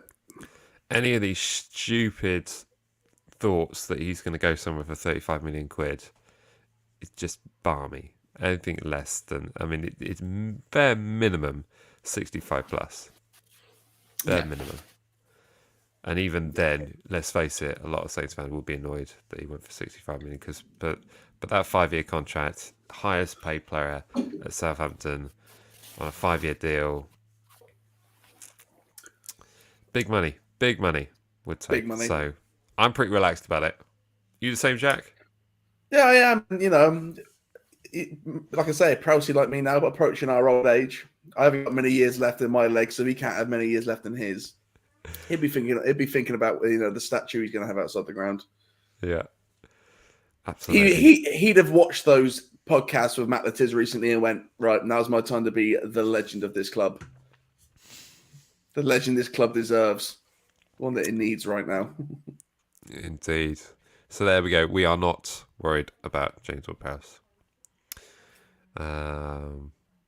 Brave loves. No, I mean, I'm always worried for him, but like I am like any loved one who I'm not in contact with right now. Are they okay? All right now? Yeah? Everybody safe? Also, Lavia for Lavia. Lavia looks class. And Max are saying McCarthy must go along with Gineppo. I don't think he's going to go anywhere. Talk about McCarthy. Hey, listen. Gineppo's looked all right this game. If this is the Gineppo we're going to get this season, slightly stronger, passing the ball. If Jack says he's looked okay because Jack's the first person to jump on him. I will tell you when Gineppo is playing poorly, and today he is not playing poorly. Yeah. Gineppo, Benarek, Smallbone. None of them are anywhere near Premier League quality. Smallbone, it's hard to say. A lot like Teller, he's not had all the chances in the world, and it's kind of finding that position. I think it's very hard for any midfielder in the Southampton squad who really ideally wants to be playing in Ward-Prowse's position, because you're not going to be getting in there. You're not going to be getting in there because he plays every single game. And when I say every game, he plays every game. The fact that he wasn't on the team sheet today, I almost took my breath away a little bit. Even though I had to remember, it's okay. It's it is a pre-season game, but it's difficult. It is. But a Kotchap looked tidy. But definitely it hasn't sort of made any errors to note. He didn't get a yellow card in the first minute. Yeah, well, that was still very, very harsh. Incredibly harsh. Thoughts on McCarthy, Jack? I'll let you take this one. He's a scumbag. And he's a scumbag, and he's a scumbag, and he's absolutely stealing a living. Are you stopping short of Oxygen Thief? What are you doing? Are you going a bit more? It's early in the season. This is all because he didn't even stick a leg out at that goal when Leeds 2-0, wasn't it? Stick a leg out. He didn't move. He didn't go off injured in the Brighton game. Cost us 2 points last season. Mike, you were closer to it, and we were sat 5 rows behind him. Yeah, it's true. It's true. I could have saved it. I think in mini match Dave, I could have saved it. Okay, it would have been that. Have you ever seen that TikTok when the dad pushes his kid onto the pitch? Ever seen that? It would have been that. The ball. Yeah. Yeah, in front of the ball and then score anyway. It would have been that, but she would have got in there. I can't help but think that might have been part of the conversation with Browsey. Could you stand on the line there just in case they kick it there? And if it goes that way, could you push me onto the ball? Can you imagine? Yeah, just some help. Manuk.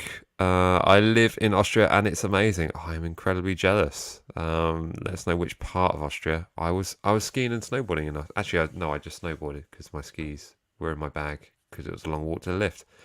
That's another story, but no, fantastic. I live just off of Bedminton Heath, and I think you'd love it. I think we should do an exchange. There we go. There, an offer. Here's a question from Max R, or a comment. We have done well in transfer market thus far. Cool, thus far. Look at that. But we need a striker such as Dennis or Dembele. Would take Brozier on a permanent for 15 to 20. Okay. I This man don't think speaks it's getting done fast. for. I don't think it's getting done for 20. And that's Because why I the think interest elsewhere. we're better off looking at Dennis or Dembele. Cornet was linked to Everton, which I was Well, a little bit jealous I did about. see Vincent Company. I think it was either today or yesterday saying that Burnley had to start looking at life without Cornet soon. So that definitely Yeah. reeks of he'll be off soon. You know, I would love Cornet. I think that'd be a great signing because he's quite adaptable as well. He can play in that role, but he can also play number 10. Even drop back a little bit further as well. I think he's also dabbled on the wing, so he's quite a versatile player. Yeah. And we all know Ralph Lemon loves a versatile player. I have got the game up in front of me again. The boys are walking on the pitch on my screen. But you rate Dennis and Dembele. Not sure if that's getting done. Million. Yeah, don't worry. We understood that 15, 20 probably meant million. Although if we get it done for 15, 20 grand, then more power to the hierarchy at Southampton. Nice work. Let's see. I know a few. What's it? That's like that other guy's name. Is it Sasa? The 6'7". Is he Polish striker? I think a few teams are in for him. Even United have been in for him as well. He's been linked to us quite a few times. Okay. And I've seen his name pop up in a few things, like I say, linked with United and I think Arsenal. And I think all the reports from that makes it sound like they're using those clubs to push his price up a little bit. Okay. So a big 6'7" striker, that'd be fun, wouldn't it? Did you see there would be an additional 15 minutes after 90? I didn't. Is that true? What's that? They're getting another 15 minutes after 90. What if it's all square? Or they're just chucking it in for fun? Just a bit of banter. That'd be nice. Yeah. It'd be a bit rubbish to come on and do extra time if you're 2-0 down. Just feel a bit. Yeah, she does. So coming here from Visno. Bazanu is so vocal. I love it. He'll make a great captain one day. Cool. It's definitely looked good. Right, we kicked off for the second half. We're now kicking towards the no stand.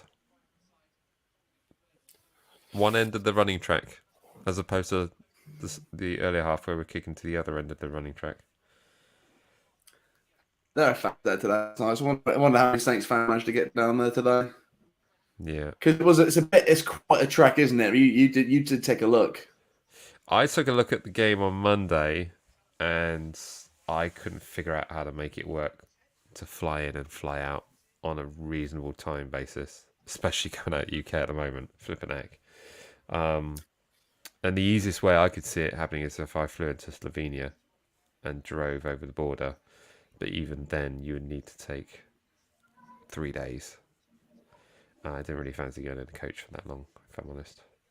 But it looks to be a lot of driving anyway, so you probably are going to be in a vehicle for a large period of time. One day. In fact, it'd be really good if they did like a Dutch pre-season, because that'd be really easy for me. Yeah, that'd be really fun. I'd really like a weekend in Amsterdam with the boys. That'd be great. Ajax pre-season game. Hello. Hello. That would be amazing. I've sold it to everyone already. That would be an absolute dream. Go to the Heineken factory, tour the clogs Frank Museum. Clogs and windmills and nothing else. Yeah. That would be fun. I went there a few years ago and it was one of the best things ever. I met Chewbacca. Yeah.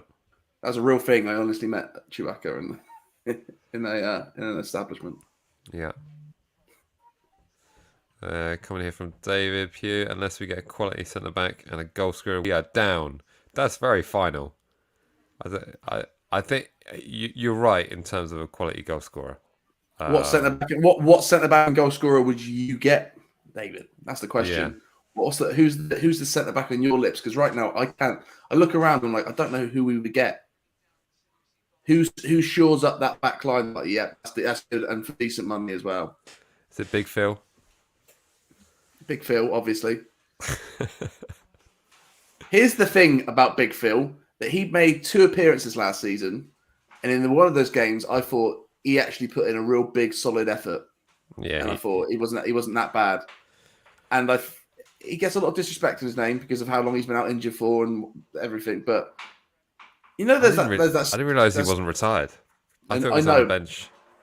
I didn't realize he wasn't retired. But when you see that picture of him on the floor jumping in front of a ball, and we're all like, look how stupid he looks.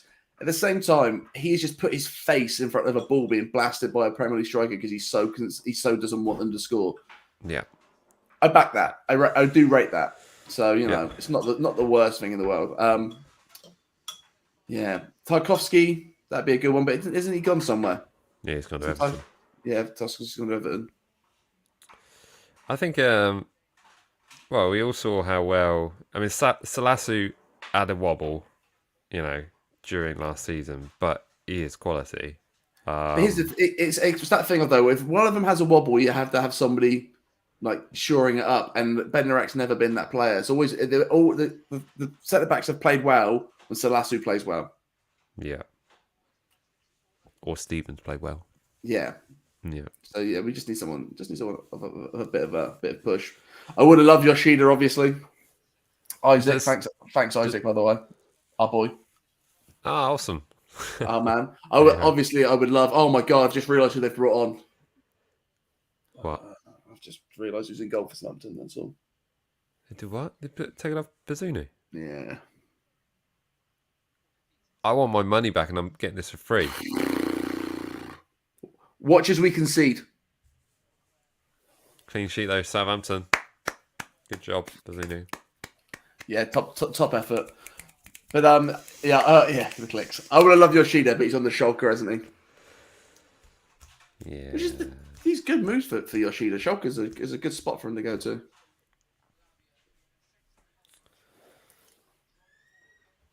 Is that the only change that was made? Bazunu? I think so. I can't see anything. I've just sort of change. Oh, Gineppo trying to cut inside there. That's it. Lose the ball, make a foul. Oh, he's got the ball back. Oh, fair play. Yeah, see? Gineppo's doing stuff. Look at that. Have you decided who's going on the back of your shirts yet? Gineppo, obviously. I didn't even realise the women's team were playing today. They drew 1-1 against Celtic. Oh, wow. Fair play, girls. Fair play. Come on. You're going to show me the changes?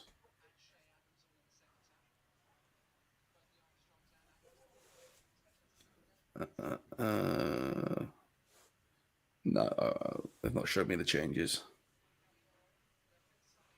Sorry, I was doing weird stuff on my handset. Yeah, it's just McCarthy. That's the only.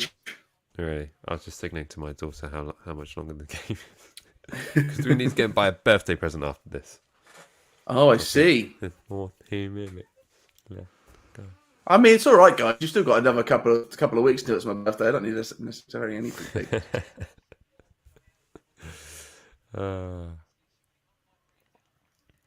Thoughts if Saints sign Liam Delap? I'd love that. I'm sure you'd love that, but will that quench the thirst of Premier League proven striker? No, it would be that we need 2 strikers, right? That's what we need. We need to buy 2 more strikers, and I think Liam Delap would be a slightly cheaper option. Hopefully, let's say 10 mil, 50 mil, like we've been buying the rest for.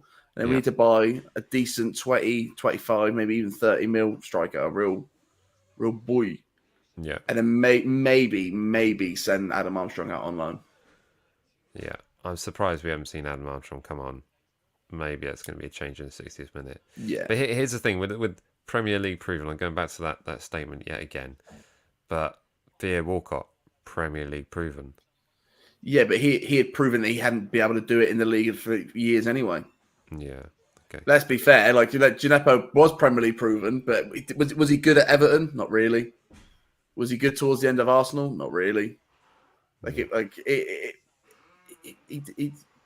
all knew it was an emotional reunion. Yeah. We all knew that, and then we would just hope that it being the emotional reunion, he'd be good for he would do something. But yeah, he just hasn't. I'm sure he's good for squad mentality, for squad morale. He was super quiet last season, though, wasn't He didn't do anything, did he? It was a bit of a waste last season I on a lot of imagine, money as well. And the well, fact that he has definitely been offered MLS and other teams, but I think think about that wage bill, though. Like, Shane Long would have been on a decent coin, wouldn't he? oh yeah, for sure. Fraser Forster, huge contract, huge wages. And then if you have someone like Theo Walcott, he's not going to be walking around the club at less than, what is it, like 75 grand Yeah, a week? he'd be Something like that. 70 to 80. So you got that chunk of change going into these new players, these new signings. I mean, that is the whole business model of it, really, isn't it? For sure. But it does free it up because, we all look at these signings, the actual fee, but the wages part is what is actually a lot of the stumbling points. Right. Free kick here for RB Leipzig in Prowsey territory. Yeah, but that's literally anywhere on the pitch now, isn't it? Yeah. Anywhere just past the halfway line. Prowsey territory. Don't worry about it. He's got it. But here's the thing. You're right. Prem proven. Have they also switched the balls to the Bundesliga ball as well? They scored. They've scored. They've also they have switched the ball to the Bundesliga ball. What's that? Alex McCarthy has conceded. Alex McCarthy concedes the first goal of Southampton's pre-season. What a surprise. I mean, it's a ridiculous challenge. You put that in. Is it Salasu? Yeah. Could he have done better? Probably. What's that wall doing? Oh, a terrible challenge. I mean, that is a pretty impressive goal. To be fair. Chat's gone quiet. I'm just waiting for it to. I've not seen the goal yet. Oh, sorry. I didn't realise I'm ahead of you. Of course, you've been ahead of the entire game. Oh yeah, sorry. So I had no fear in looking at the chat section. We will be doing more watch-alongs next season as well. We are looking at doing some more other than Southampton games. So we'll be letting you know all the details of that coming up. So stay tuned. Yeah, ideally, I'm trying to fill every available minute in my life with more football. So this summer has been an absolute killer. So plug it into me. Football. Oh my God, McCarthy, you suck, mate. You suck, brother. I think that's harsh. I think that's a decent goal. I think he sucks. No, I think he could have gotten to that. Zulu would have gotten it. That's the thing to think of, though, guys. If we keep seeing McCarthy concede in the preseason, he won't start. Yeah. Well, Bazzuno got that. Yeah. Oh my God! Look how close he is to that post. I think absolutely wrong-footed himself. Ball's obviously gone low. He's moved to the side after the ball. But have we just spotted what exactly is wrong with McCarthy's game? Because in the first half, Bazzuno was very vocal with his back line. Yeah. I mean, McCarthy was telling him to do stuff, but clearly not the right thing. Yeah. It's like, get the wall further over. Don't need to have it there. Just don't like him, Mike. I just don't like him. I like everyone to keep in mind. He's like with all this he's had holiday and he's getting paid for this game. So and he's just done that. Yeah.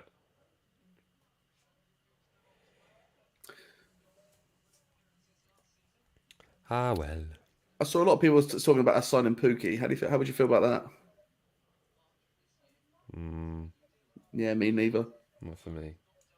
It's an all from me, Jeff. Yeah. Respectfully, no. Is Caballero on the bench, by the way? No. Yeah. Big win. Bring him off.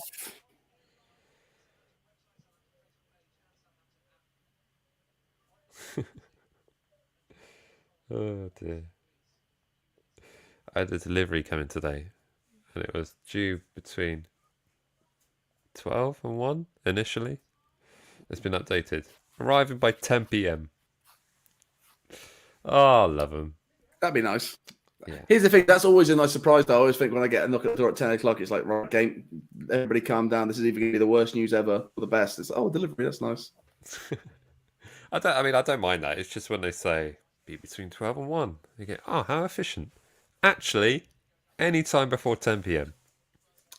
Yeah, how about this one? I've recently at the shop I sent a guitar to a chap in Scotland.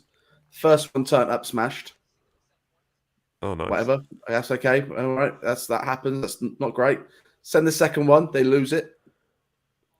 Send the third one, it arrives with a giant boot mark on the box, a hole in it, and the selector cap on the pickup switch completely smashed in. Perfect. That's how the customer wanted it, I'm guessing. UPS suck. Although, here's the thing. If you buy a Fender guitar, you're paying an extra like 300 quid for road worn and like a bit of UPS do it for you for free. So that's send it without packaging. UPS aren't my favourite books anyway. This broadcast is not sponsored by UPS in any way. You should never use them. That would be as far as I'd say. UPS are the Alex McCarthy of the courier service world. Yeah. I sent an amp in March. Still missing. Over $1,000 worth of gear. Up there in the echelons of space. Thanks, guys. Yeah. Nice work. DHL. There we go. Get in touch. Still waiting for those phone calls from DHL, Five Guys. Who else? Twix. Brewdog. Surely Nestle need to give us a call at this point. That's broad. They pretty much cover everything. So many things Nestle do. Well, clearly it'd be Twix would be the main thing, but it'd be under the Nestle umbrella. It'd be Nespresso capsules and.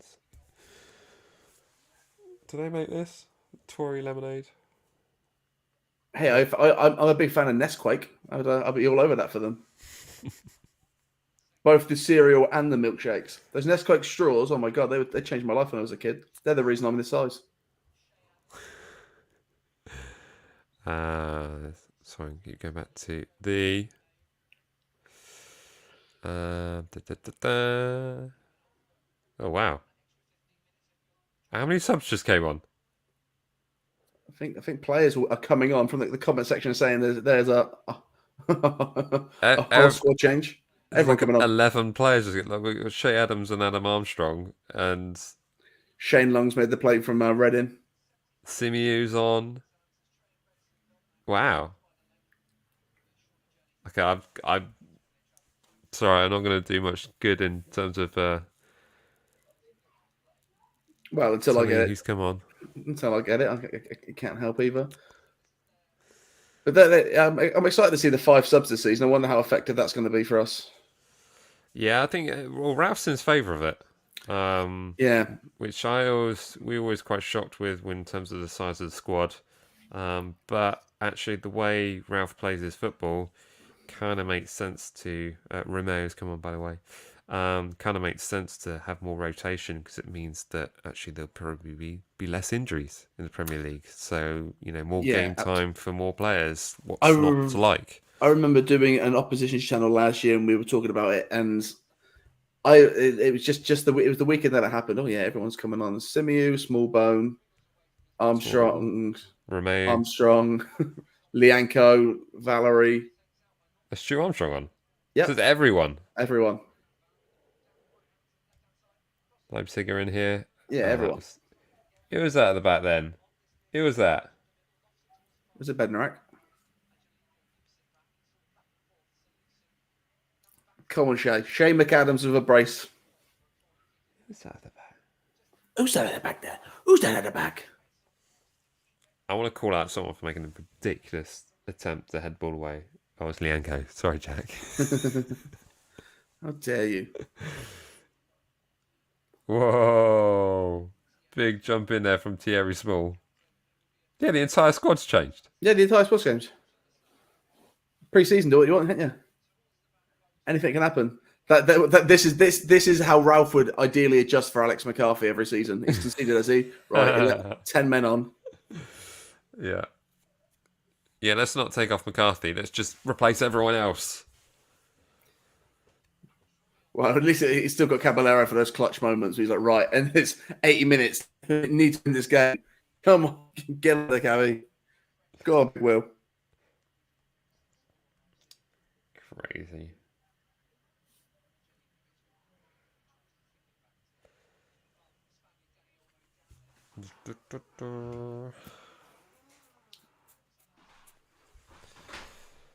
Close it down. So we change formation as well, do you think? Because who's going to be in... Because I'm seeing Valerie in right back. Yes. Which means Thierry Small in left back. He's not a left back. Little known You don't know secret. that. You don't know that. He's not. He's not defensive minded enough. You don't know that. I know that. Every time I watch him play. Is Kyle Walker-Peters defensively minded? Yes. He tracks back. Woo! That is a challenge. Oh, which one? You just seen the one where he flies in? Yeah, great. Complete misses, yeah. Top stuff. Yeah, I think Kyle Walker-Peters is defensively minded. I just think the... Well, you saw it in the... Is it the Coventry game? The Thierry Small played? Yes. But here's the thing, right? In that game, it was, I think, just not. First of all, a lot tougher of a game than before, and he didn't get a lot of cover in that game. He was very exposed. They attacked it a lot. So for a first game, they knew that was the way to go about it. So the way we play, high press, the fullback positions, there's a lot of pressure on them. There's no hiding. I do think as well. I can't remember who was in the middle of the park that day as well, but they weren't breaking wide. Okay. But still, just one game. Just one game. Go! Header from, I think, Adam Armstrong. Adam Armstrong, eh? Glancing header. Cross came in across the box. Glancing header from the far side of the post. And it clips off the opposing post into the goal. Look at that. Are you watching, Ralph? You watching? Wow. Right, Ralph, take notes. Alex McCarthy conceded. Adam Armstrong scored. Yeah. Take that into next season with you. I'm just looking to see if it came off his head or his shoulders. What about his knee? It's his head. It's his head. Wow. That ain't easy to do. I'm excited to see this.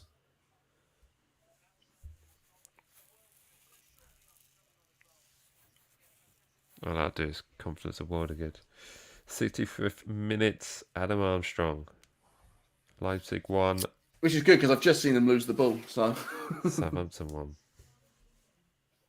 You seen him go? Not yet. Do you know what I will say about Adam Armstrong? I don't think many people have said it, but I'm going to say it. What fantastic posture he has. He's so straight all the time. Yeah. Not the tallest though, is he? No, not at all. Scoring headers though. Scoring headers. Yeah. Oh yeah, that's a great goal. Just glanced it in. Beautiful stuff. Here we go. Oh, Smallbone just missed his cue there. Oh man, we look a lot fresher. Yeah, a lot better. This is great. Wow. Adam Armstrong had another strike. Who played the ball in for his goal, by the way? I would guess it was Valerie. Show me the replay. Is it Valerie? Yeah, Valerie or Smallbone? Smallbone. It was Smallbone. Oh wow. Smallbone with a dinky chip in. Lovely stuff. Lovely stuff, Lynn. Lovely stuff. Lynn stepped on a spike. Oh man, it's such sad reading in Barcelona. You know, all that money that they don't have, having to get rid of De Jong and having to sign rubbish players like Lewandowski just confirmed. 2-1. 2-1, is it? I mean, when have you ever seen Southampton score a goal and concede straight away? It barely ever happens. A lot. Barely ever happens. To Southampton, or are you talking about another team? Oh dear. We're looking so fresh. Well, that lasted. Nice one. Is that McCarthy again? How bad is it? Yeah, I Simu going in for the challenge, but is it savable? Right across the face of goal. I'll be the judge. Yeah, I may have to take my headphones off while you give analysis on that goal. Yeah, Because as I soon as don't think you're going to like it. what I'll do is when the goal goes in, I'll put my hand up, and you can just go for a second. It's all right. I won't get us demonetized. I'm a good boy. Oh man, he's just done something even worse. Seriously. It's not another goal, but he's just made a pass to his defender. Literally the most risky pass you're probably ever going to see. Get him out of my club. Get him out of my club. Leave. You suck. How's that gone in? You're supposed to put your hand up, chat. Oh, nah, stuff that. Nah, absolute waste of. No, he is the waste of oxygen. He is absolute. Go jump in the sea. In Southsea as well. Go jump into the sea in Southsea so you get extra done in. Absolute turncoat. I think you can be forgiven for the first one, but yeah. Not that one. That was just good. Just annoying though is the confidence that would have been in Adam Armstrong, having gotten a goal and then literally within. That's the thing. Like, Bazoo's saving an absolute wonder strike first half. I can't help but feel that none of these goals would have gone in. Yeah. Through his legs, it's absolute. What's his save percentage? Well, it must be. Has he touched the ball? There you are. How about that? Has he touched the ball rather than pull it out of the net? He has made some horrific passes as well. Oh, so, good. Look at that. These stats are 100% accurate. I'm sure. There we go. Oh my God, McCarthy, you suck, man. I just saw the pass. It's horrible, isn't it? Yeah. I can tell you, McCarthy's first touch of the ball with this game, he smashed it out for a throw-in for Leipzig. Awesome. Oh, they're going for a drinks break. I might go for a bathroom break. Can I have an Alex McCarthy break? Can we get Willie Caballero on, please? Back in the mo. Have fun. So it seems like a bit of a formation change since the everyone's come on. We seem to be it's that 3-5-2, so instead of 3-2-3, I don't know, just two up top now on it. Honestly, I'll be honest with all of you, if Mike wasn't here and this was not a family-friendly YouTube channel, I would have really let rip then. Here's the thing, right? As a kid, goalkeepers were my favourite position. I love goalkeepers, and I could always identify with goalkeepers. And for Southampton, even Paul Jones. I like Paul Jones. I loved Anthony Niemi, Calvin Davis. I loved Tim Flowers. I loved back in the day. So when I see a bad goalkeeper, I know it's a bad goalkeeper, and he sucks. He's really bad. If you thought Angus Gunn was bad back in the day, McCarthy's worse. He's just awful. I don't even think there was one of our championship goalkeepers that were worse than him. I think Martin Stecklenburg is a better goalkeeper than him.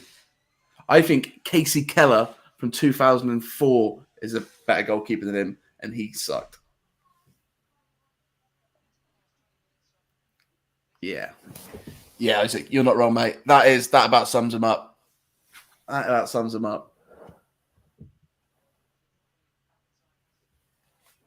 As much strength in his wrist as there's a wet poppadom, he absolutely reeks of it. He absolutely stinks of League One. Not even League One. It's just. Have I seen McCarthy in another shirt? Well, I missed Swindon Town shirt. I've just been ragging on McCarthy for X amount of time. Yeah. I think your feelings are mutually shared by us all. Well, here's the thing. Isn't Gazzaniga then now the starting goalkeeper for Fulham? So this season, you will see Gazzaniga be a better Premier League goalkeeper than Alex McCarthy. I'm telling you now. Change the numbers. Isaac, thank you again, Isaac, for the super chat. Much appreciated. McCarthy is as useful as a plumber on the Titanic. Yeah. There we go. Yeah. But the thing is, the plumber wouldn't be at fault on the Titanic, would he? McCarthy's at fault. Yeah, no, he's like, Yeah. that is it. Yeah.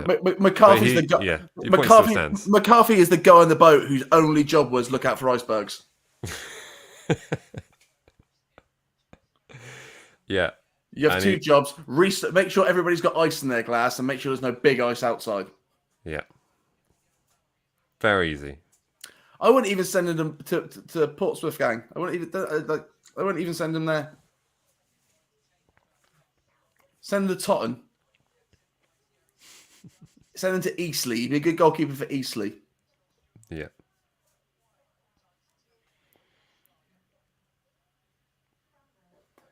In fact, McCarthy would be a good goalkeeper for, like the charity games when they get ex-legends to play. But he shouldn't play on the Legends team. He should play on the amateur team. That's the closest to Southampton he should get.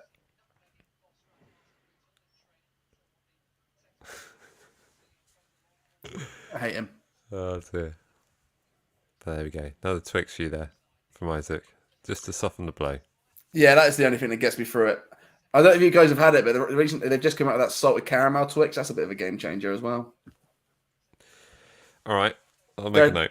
There are Twix variants now that I'm all behind. If they need to start making the white chocolate Twix, but in the duo sides, and we'll be sorted. I used to have a colleague that lived in Tokyo, Japan, and whenever we used to meet up, he used to bring me different flavored Kit Kats that they had over there. Crazy. I had green tea Kit Kat. I had a strawberry cheesecake Kit Kat. Just endless flavors. Yeah, just every single time there'd be a different one. Before I worked in a guitar shop. I worked in a sweet shop. I don't know if you knew that, but we used to just stock the most mad flavors of Kit Kat. What was the one I had? They had, what was it once? It was it was like an ice cream sundae one. It was like vanilla and sprinkles in it. It was amazing. It was amazing. Well, the other day I picked up what I thought to be a white chocolate Lion bar. It turned out to be a coconut one, and I almost cried. I was sat on the train, so ready for my white chocolate Lion bar. Coconut Lion bar. I've never seen it before, and I got it from like a weird. I went into like a sweet shop, like one of those sort of American candy stores. Picked up what I assumed to be a white chocolate Lion bar, and I was sat there on the train, just like, I'm so upset. Yeah, just so upset. Do you like my sock? I do. Do you know what's funny about this? £5 in the season set. Well, I bought this probably about 6-8 months ago in one of the winter sales. Just found it earlier today in my cupboard. Literally in the bag, all wrapped up, and I was like, "Oh yeah." So it's as close to the away kit as I could get today. By the way, guys, there is the Matchday Vlog Super Mega League.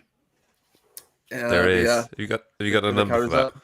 Yeah. What is the number for it? The number is Mike's yet to make his team. Scared as always. I'm actually very happy with my team this year. The league code is 62WLXK. Come get involved, and maybe there'll be a winner for the winner this year. How about this? The winner this year gets their choice of Matchday Vlogs t-shirt. I will do that. That'll be a thing. That's a thing I will do. I will do a thing. There we go. Whoever wins the league wins it. T-shirt. But it'll be a t-shirt of my choice. in a size that I showed you. I want to give it to you in.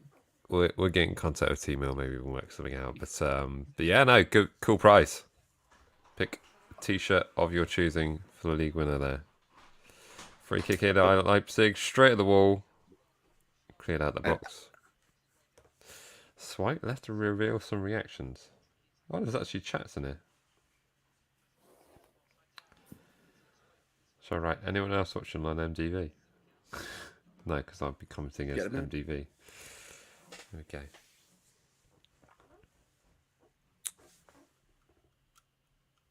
Oh, yeah.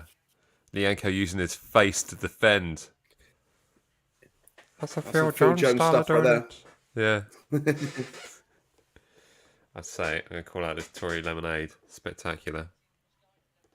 I got a drive tonight, so soft drinks all the way. Although you wouldn't think I Soft was drinks only. soft drink. I made a little cocktail before he came on. It's very nice, but I will say I do think I put a bit too much rum in it because I'm a little bit like, woohoo, feeling this second half. Rum, cocktails, and a bad performance from Alex McCarthy. What could possibly go wrong? It's already kind of gone wrong. Yeah. Who is our opposition again on Monday? I can't remember now. I remember the logo. Remember the logo. Matches. It's like... Oh, we've got a happy birthday Gareth Bale on our website. So he made it clear he doesn't really love us. He would have come back otherwise. SK Austria Klagenfurt. Oh yeah, that classic team. Yeah. Don't look at your phone and say it again.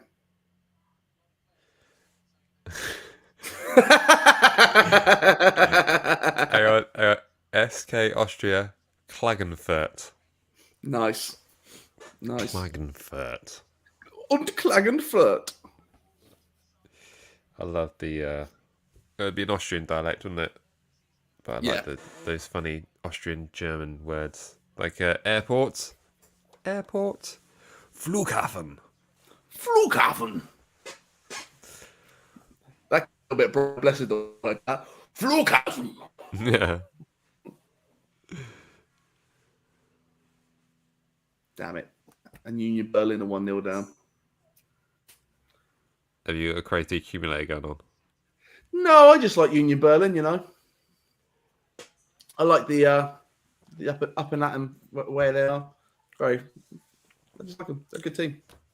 They're a good team.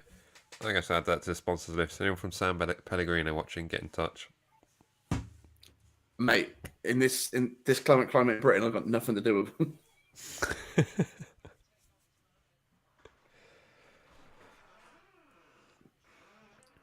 There's lots of shots coming from outside the box here. This is proper pre-season friendly kind of stuff here. Yeah, but I know what Shea Adams can do on the edge of the area. And at first you think, well, there's nothing you can do there, and then something amazing happens. It'd be a very, very part of the box, and you'd be like, how did he not do anything there? Yeah. Is this game really telling us anything, though, or is this just literally fitness? No, it's definitely... I think it's telling us some stuff. I think there's a little bit of formational stuff. I think it's good to see players like Romeo, and I think Bella Kotchap had a decent game. I think Levia had a good game. I think Bazunu had a good game. Yeah. I think Gineppo had a good game. I think Gineppo played really well. Yeah. Again, Adam Armstrong getting a goal. So Adam Armstrong getting a goal. Smallbone getting an assist. I think there's a lot of good positives from this game. I think if he just kept the goalkeeper on, we'd be in a better position. Kind of would have liked to see a bit more from Joe Arabo. Yeah, it would have been, but again, I think he was playing in a slightly weird position. It seemed he was a bit up top by himself. Yeah, well, I think they both were. Yeah, I think we were. Teller and Aribo both not out and out strikers playing a striker role without having a creative midfielder behind them to feed them. If they had maybe Ward-Prowse behind them or somebody like that sat there, would have been better. Challenge. Who was that from? That was Smallbone. Here we go. Oh. Valerie on the turn there. Stu Armstrong running after the ball. Great challenge there from Will Smallbone. I had to do a double take. I thought, God, Romeo's lost a bit of weight, hasn't he? But that was Will Smallbone. Smallbone season this is. I saw the video of him and was it him and Teller going to Polton's Park riding the roller coasters. They're ready for it this season.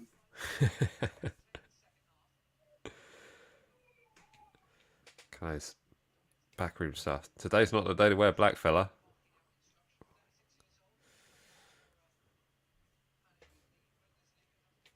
Yeah, today's they'd be wearing our away kit, so it's lovely. Yeah. Loving that. It's such a nice kit. It's such a nice kit. And Josh has nailed it here. This game is telling us that Maka is boop, and Bazunu should start as our number 1. And Big Willie should be a keeper on the bench. Get McCarthy out. Get 5 mil for him. I don't care. Get 5 mil. I don't think he's worth another contract. Like, He's not signing a deal in January, wasn't there? But he's already signed it. He's already signed this new extension. it's a single year though, isn't it? I don't think so. I think it's multi-year. Yeah, Small Bone looking great, by the way. You seen that challenge yet? Yeah, it's fantastic. I'm so glad it's a friendly. Yeah. Well, who knows? Maybe a Champions League. Champions League. Tell you what, if this so bad. If this was the first round in a Europa game, if this was the game at Leipzig to come play at St Mary's, I wouldn't be too upset, to be honest. Yeah, we take it. Keith's predictions. McCarthy can go for free. Yeah. Oh, he's about to do something else silly there. See, it's for me, it's the communication. I don't know what's going to go for there. It is communication though, because every time you see an error, it's because he's mispositioned the wall, or he hasn't communicated, or he's communicated the wrong thing, or he's going to collect the ball, and the defenders are running back, and it's just all those things. No, he's the guy. He's got the eye on the game, and he's not doing anything right. That second goal was sort of like, all you have to do is just like communicate. All you got to do is shout, and then don't spread your legs like that, mate. But he's been beaten at the near post and through his legs. Yeah. Like, all right, I can let you get away with one a little bit, but not really. Near post at a wall, unless it's a wall Prowse free kick, should never go in. True. Oh, it's a great ball in. Nobody there, thankfully. Into the 85th minute, still RB Leipzig 2, Southampton 1. Who did we get McCarthy from? Was it Crystal Palace? Yes.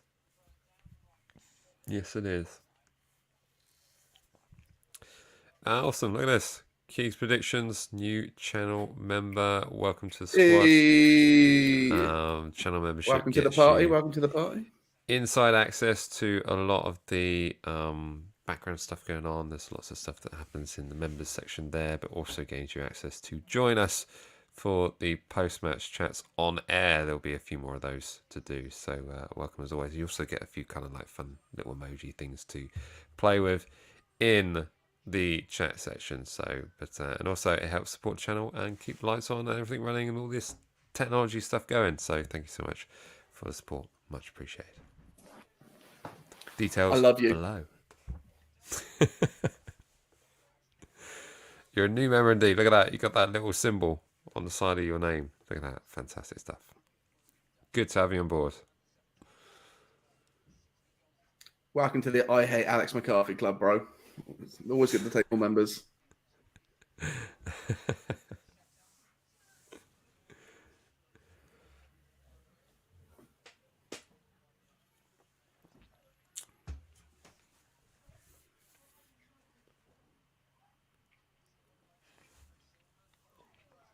Yeah, I think Smallbone's done a lot this second half, He looks stronger. Much stronger. It's him and Gineppo both look stronger this game, and I can't help but feel that's a really good pre-season for them. Like before this, but also might be just down to the coaching as well. Just like, right, you boys, you need to be stronger. Yeah, because they used to get muscled quite a lot. I still think Gineppo needs space, though, doesn't he? He needs space to play because when he's playing on the left wing, actual left wing, he kind of runs into trouble pretty quick and doesn't have time to do many things because we play so high up the pitch. I think if we were playing further back, but we just don't do that. So for him to have that space, he almost needs to have a left wing back position. So whether or not he comes into the squad when we're paying 3 centre backs, I think that's something we might see. We might see a lot this season. So that free at the back with the really high playing full backs. Yeah. I just do think there'd be a lot of formation changes this year. I don't think we'd necessarily see the 4-2-2-2 all the time. Yeah. I still think for us to play that, we do need strength and character in midfield. It's like, we played 5 at the back, or 3 at the back with the wing backs against Arsenal. Went very, very well. We did the same formation up at Burnley, and it was a complete waste of time. It was just like, you've got to read your opposition when you're doing these lineups. Yeah, there are games to do it, and I think this season again. I think that this will come in with a good coaching staff as well. It's just to help Ralph realise when those games are, and not to take certain teams too lightly. Because I think it worked well. Did we do it against Crystal Palace? Did we play 5 at the back at Crystal Palace? Yes, we did, because Lianco played alongside Bednarek and Salasu. Yeah, I think you're right. Like against Palace and those sort of games, like the teams that are not similar to us, but similar to us in league position finish. Pen to us. Yeah, I thought so. I thought it was shoulders checked in the box there. The stuff this ref's given today, you would have thought he's given a lot of light free kicks. It's a bit soft that.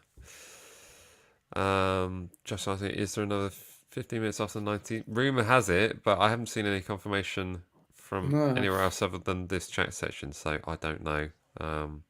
On that, close out. We need a striker with Shea. Of course, Adam Armstrong has got the goal for us today, but I think it's a given. What a goal! Oh my goodness! Leipzig have just scored an unbelievable goal. Right, let's see what happens here. My word! It's an absolute worldie from way outside of the box. It's fault. Well, he probably had a couple of weeks to see it, but I mean, the commentary on the broadcast is saying there's not a lot Alex McCarthy can do about that. But I mean, it's a dead ball, free kick. I mean, that is unreal. Is he blindsided? I'm going to give him benefit of doubt on this one. That is exceptional. I mean, I hate that I've conceded the goal, but that was an absolute joy to watch. Weirdly. Do you know what? It was only this morning, and I was sort of like getting dressed and putting on the Saints shirt, that the thought came into my mind, like, probably going to lose today. It's like, oh no, did forget about that. did forget that's more than likely what was going to happen. Yeah. Oh, I changed your mind about it, didn't save it. There we go. Did save it. There we go.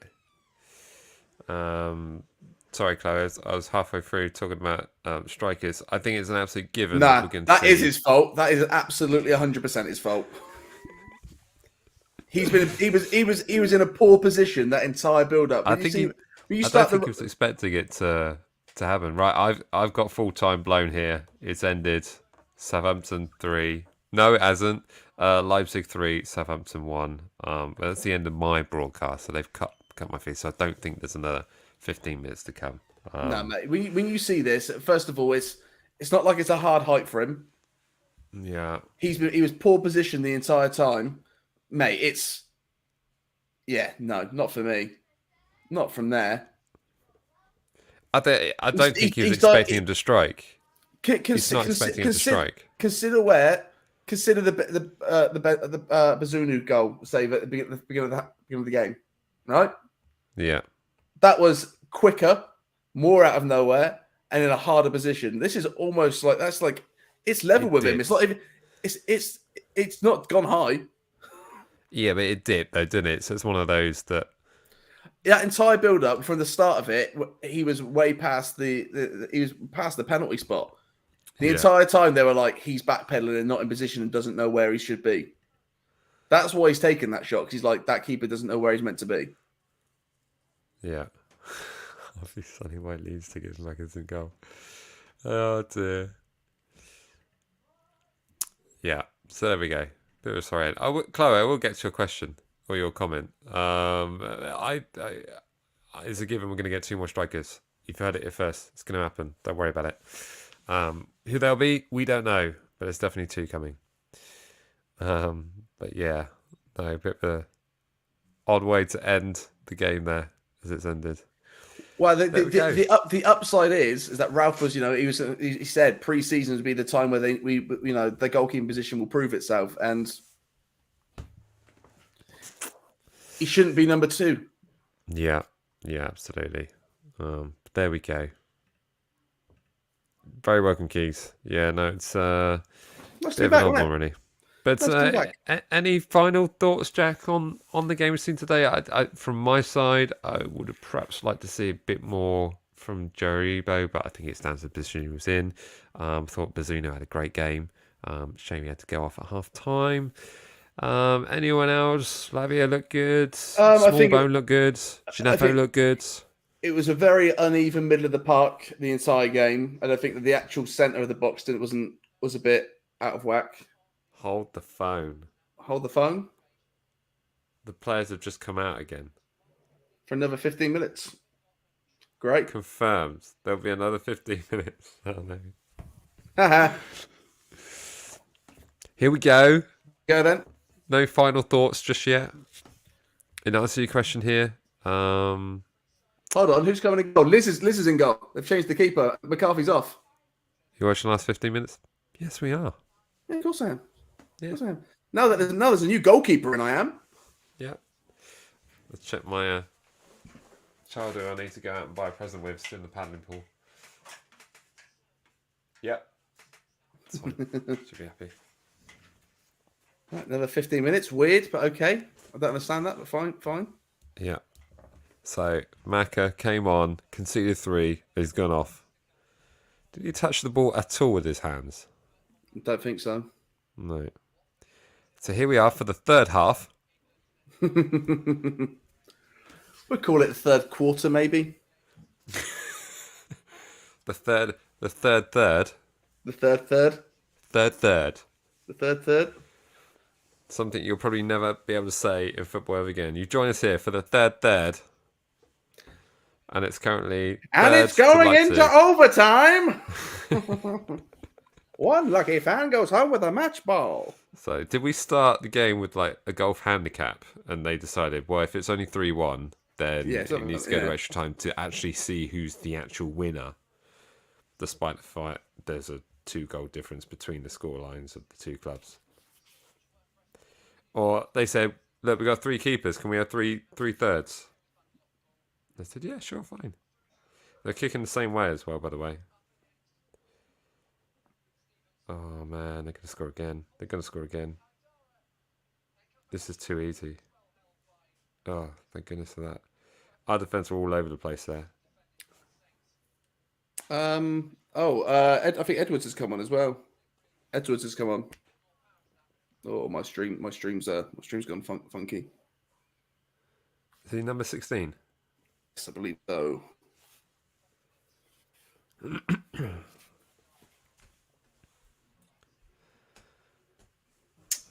you know, this is where it backfired, and I said, I'll have my lunch after the football. And then it's 3 o'clock. Don't worry, mate. I'm in the same position, but I had a decent-sized lunch because I was a boy. So let's see if I get some decent calories. Yeah, I get 65 calories from this fella. So, I'll be fine. Don't worry about me. I'm all right. Where's my stream gone then? Why has that happened? You're missing nothing. I am. Berlin are 2-0 down. Damn it. Okay, here we are. Stream's back. Yeah, disappointing game, wasn't it? Do you know what? It was just that the first half, I was so happy with it. I was, just a lot of the new players I liked, and it's just he's ruined my day really. As always. Yeah. I think maybe it's just a time for the players to get some game time, though, isn't it? more than It anything. is.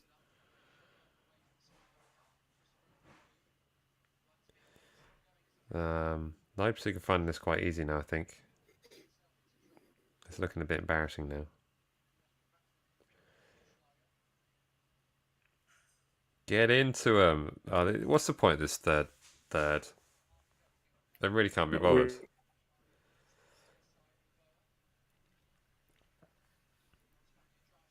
It's almost just an exercise for another save from Liz. Oh, what a man! Who would have? He's already done better than McCarthy. You can distribute it to someone in defence as well without putting them under pressure. Tick box. Roll that all out.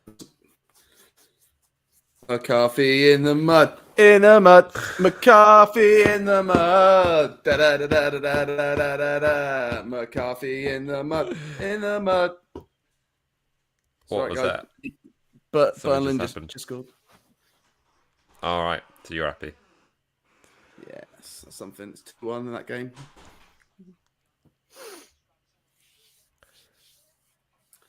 Yeah, his save percentage is way above McCarthy now. That's nice. I like the fact that they've put like the plus 15 minutes in the corner just to let you know what's going on here. Yeah. 15 minutes of stoppage. If you hadn't have watched the rest of it, you'd be like, oh my God, somebody must have got horrifically injured in this game. Something must have gone terribly wrong. I'll tell you what was very difficult to do today. I went to make a match day post for the game, and I got the Leipzig logo. And my God, just trying to cut it out and like where it's got the white background, but then the gaps in the background, trying to just get the logo. You can get a PNG version. I'll send it to you. But I had a PNG version of it, and it just wouldn't sit down properly. So I was like, all right, I need to knock some of the background out, and it just just wouldn't sit. It's also very wide. That's very wide. It says pre-season in the top corner up there. Yeah. So it says pre-season there, and not the Leipzig logo. So it's just too big and just looked like a straight line. Just put a Red Bull up there. We all know who it was. A Red Bull with a Germany flag. Just put Monster Energy logo. Yeah, it's fine. A Carbaro. Do you know what? I for the longest time, the Carbaro Cup, I thought they did tyres. I didn't even know that was an energy drink. How do you pronounce it, Jack? Carbaro. Not Carabo. Not Carabo? Carabo? How's it? Carabo. That's what I understand it to be. But I like Carbaro. Carabo? I don't know. Carabo. Carabaro? I can't even think of it. I can't even think of like what a can looks like, what the logo looks like. I just know it from the cup. I'll tell you the only can we want as a sponsor. That's a can of Johnson Paint Trophy, though, isn't it? Put the t-shirt up. Put the t-shirt up, mate. You put the t-shirt up. Do I have it? Somewhere. It's Carabauer. Isn't it Carabauer? It might be. The rest of the world might be pronouncing it wrong. Carabao Cup. That sounds right. Is it in there? In one of those? No, it's not in there. Where did I put it? If anybody in the comment section can phonetically write out how you're meant to say that, that'd be really helpful. Yeah. Anyway, there is a Johnson Paint Trophy, mate. Completed it. T-shirt in the Matchday Vlogs shop. Matchdayvlogs.com. Of which I added to the TikTok account at long last. I didn't realise you could do that. So there's 25,000 followers not knowing which our website is. Now they do. I think it's annoying that you can't put links in Instagram posts. You can do it on the stories though, can't you? You can do it on the stories. Oh, Thierry Small with an opportunity there to smash it in at the far post. He was probably stretching to get that. Another good ball in by Smallbone though. Let's be clear and sorry with that. Oh, he wasn't far away. No. Ball in from Smallbone. Just went past Adam Armstrong. Hey, Thierry Small did well there. Did very well. Thierry Small did very well there. Coming from Josh Bazunu, then Liz, then Caballero, then himself, then his grandmother, and then McCarthy. Yep, that right. I would put another stage there, put like his grandmother, this can of pop, this camera bag, Ben McCarthy. I'd rather risk it with an open goal. I'd have no one. I'd have more confidence than a breeze coming rolling by and making sure the ball doesn't go in than I would him. Yeah. I'd rather an extractor fan in the net. What, reversed? Yeah. Pulling towards? Yeah. Yeah, you're probably right. Oh, ball into the box again. Stuart Armstrong, Adam Armstrong outside the box, having a go. Deflected shot. Straight at the goalkeeper. Straight at the goalkeeper. Oh, yeah, loads of space, though. Loads of space. You had a go, though. You did have a go. Kind of telegraphed that, though. I don't think there was anything really was going to happen there.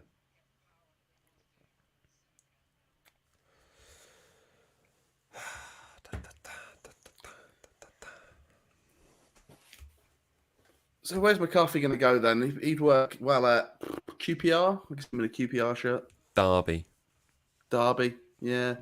Yeah, the amount of money that Derby have would coincide with how much I would pay for McCarthy.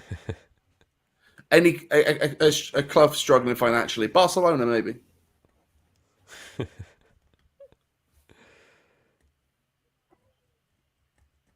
you think Leeds have set themselves down by selling Rafinha to... I don't really understand what's going on at Leeds. I think the fact that they lost Calvin Phillips and Rafinha probably paints a picture.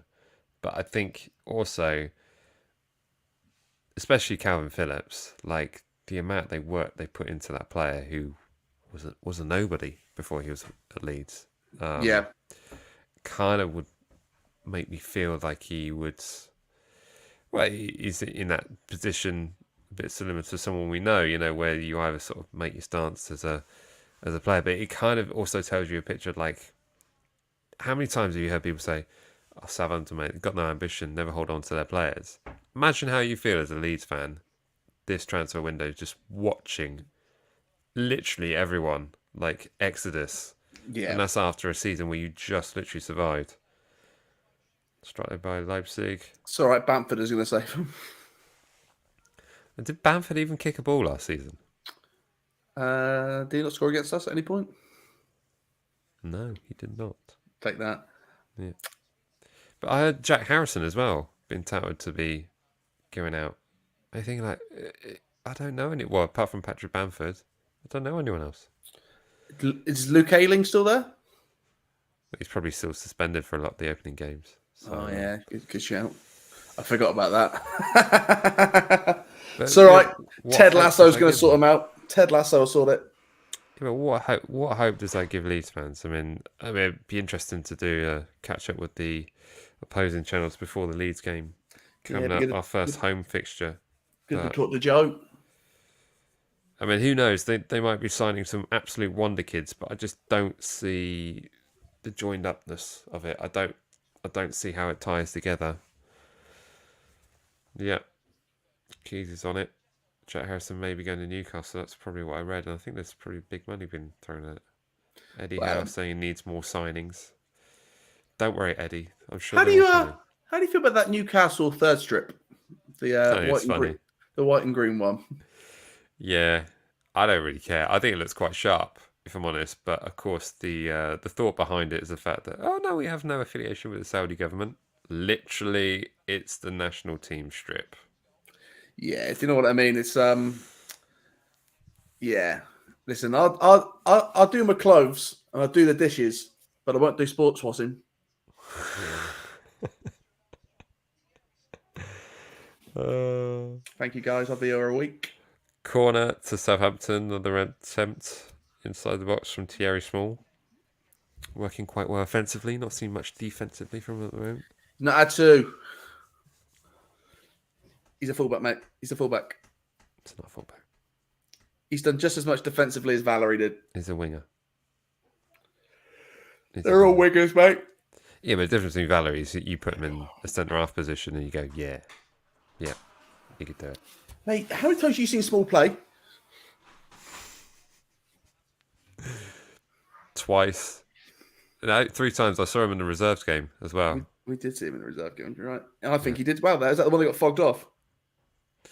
No, that was Simeon. We saw that. I saw in the reserves game at St Mary's. I think it was after the Arsenal game. I can't remember. We saw Simeon was at Southampton, Salisbury. Sorry. Yeah. And didn't Simeon and Small play when we saw? Tottenham. Yeah, they only got fogged off. Yeah, maybe. Oh yeah. You're right.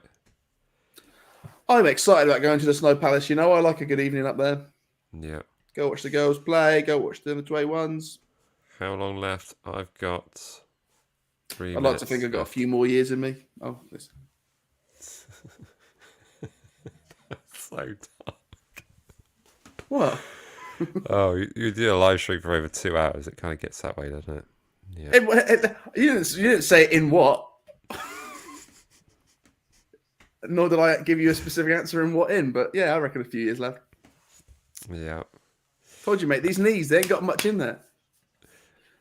Question from Tom, who scored for us, Adam Armstrong, glancing header across the box. In terms of everyone else, for Leipzig, don't know, but I'm sure it'll be in there somewhere. I've not been given player names really this game. Let's see. As with the app that I've got on the computer here, still saying it's 0-0 with 126 minutes played. I'll take that. Yeah, I don't think that's accurate though. So for Leipzig, it was Angelino in the 54th minute, Forsberg in the 67th minute, and Moriba in the 90th minute with that absolute wonder strike and easy save for McCarthy. Look, Josh is already on it. I didn't even do that. We got good people. We got good people in the chat. Someone following from the PAL. Wow. What time is it in the PAL? They'll be ahead. They'll be in the future. Wow. What's it like? Have they got flying cars there yet? There'd be a way easier to get to the top of those hills they got. I think it's about to close out. Yeah, full time is coming up, isn't it? Is that offensive to call Everest a hill? Yeah, it's probably the biggest, isn't it? Poor hill's steep, isn't it? 7:55. Wow, that's very specific. So wow, okay. I mean, it's 3:11 here. That's also very specific, but that is the time. Yeah. Yeah, I'd expect to be on a solid hour, but there we go. Was our goal the only shot on target? I don't know. We'll have to check the stats. But there we have it.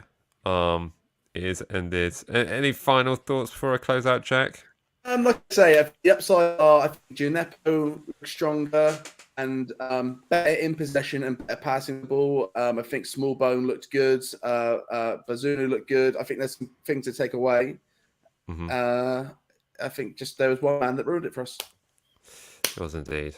But I think that pretty much sums it up, what Jack has just said. There's obviously going to be a lot to talk about in the other pre-seasons, which we've got coming up. In the games ahead, we have Klagenfurt. I've forgotten the word. Klagenfurt on Monday, followed by Watford away on the following Saturday on the 23rd. Midweek against Monaco on the 27th, and then on to Villarreal on 31st of July before our opening tie away at the Tottenham Stadium to take on Tottenham Hotspur. But as always, thank you so much to everyone for joining us in this broadcast. It's been very much appreciated. As always, remember to like, comment, share, and subscribe. And me and Jack, we will see you in the next one. All right, see ya. Bye.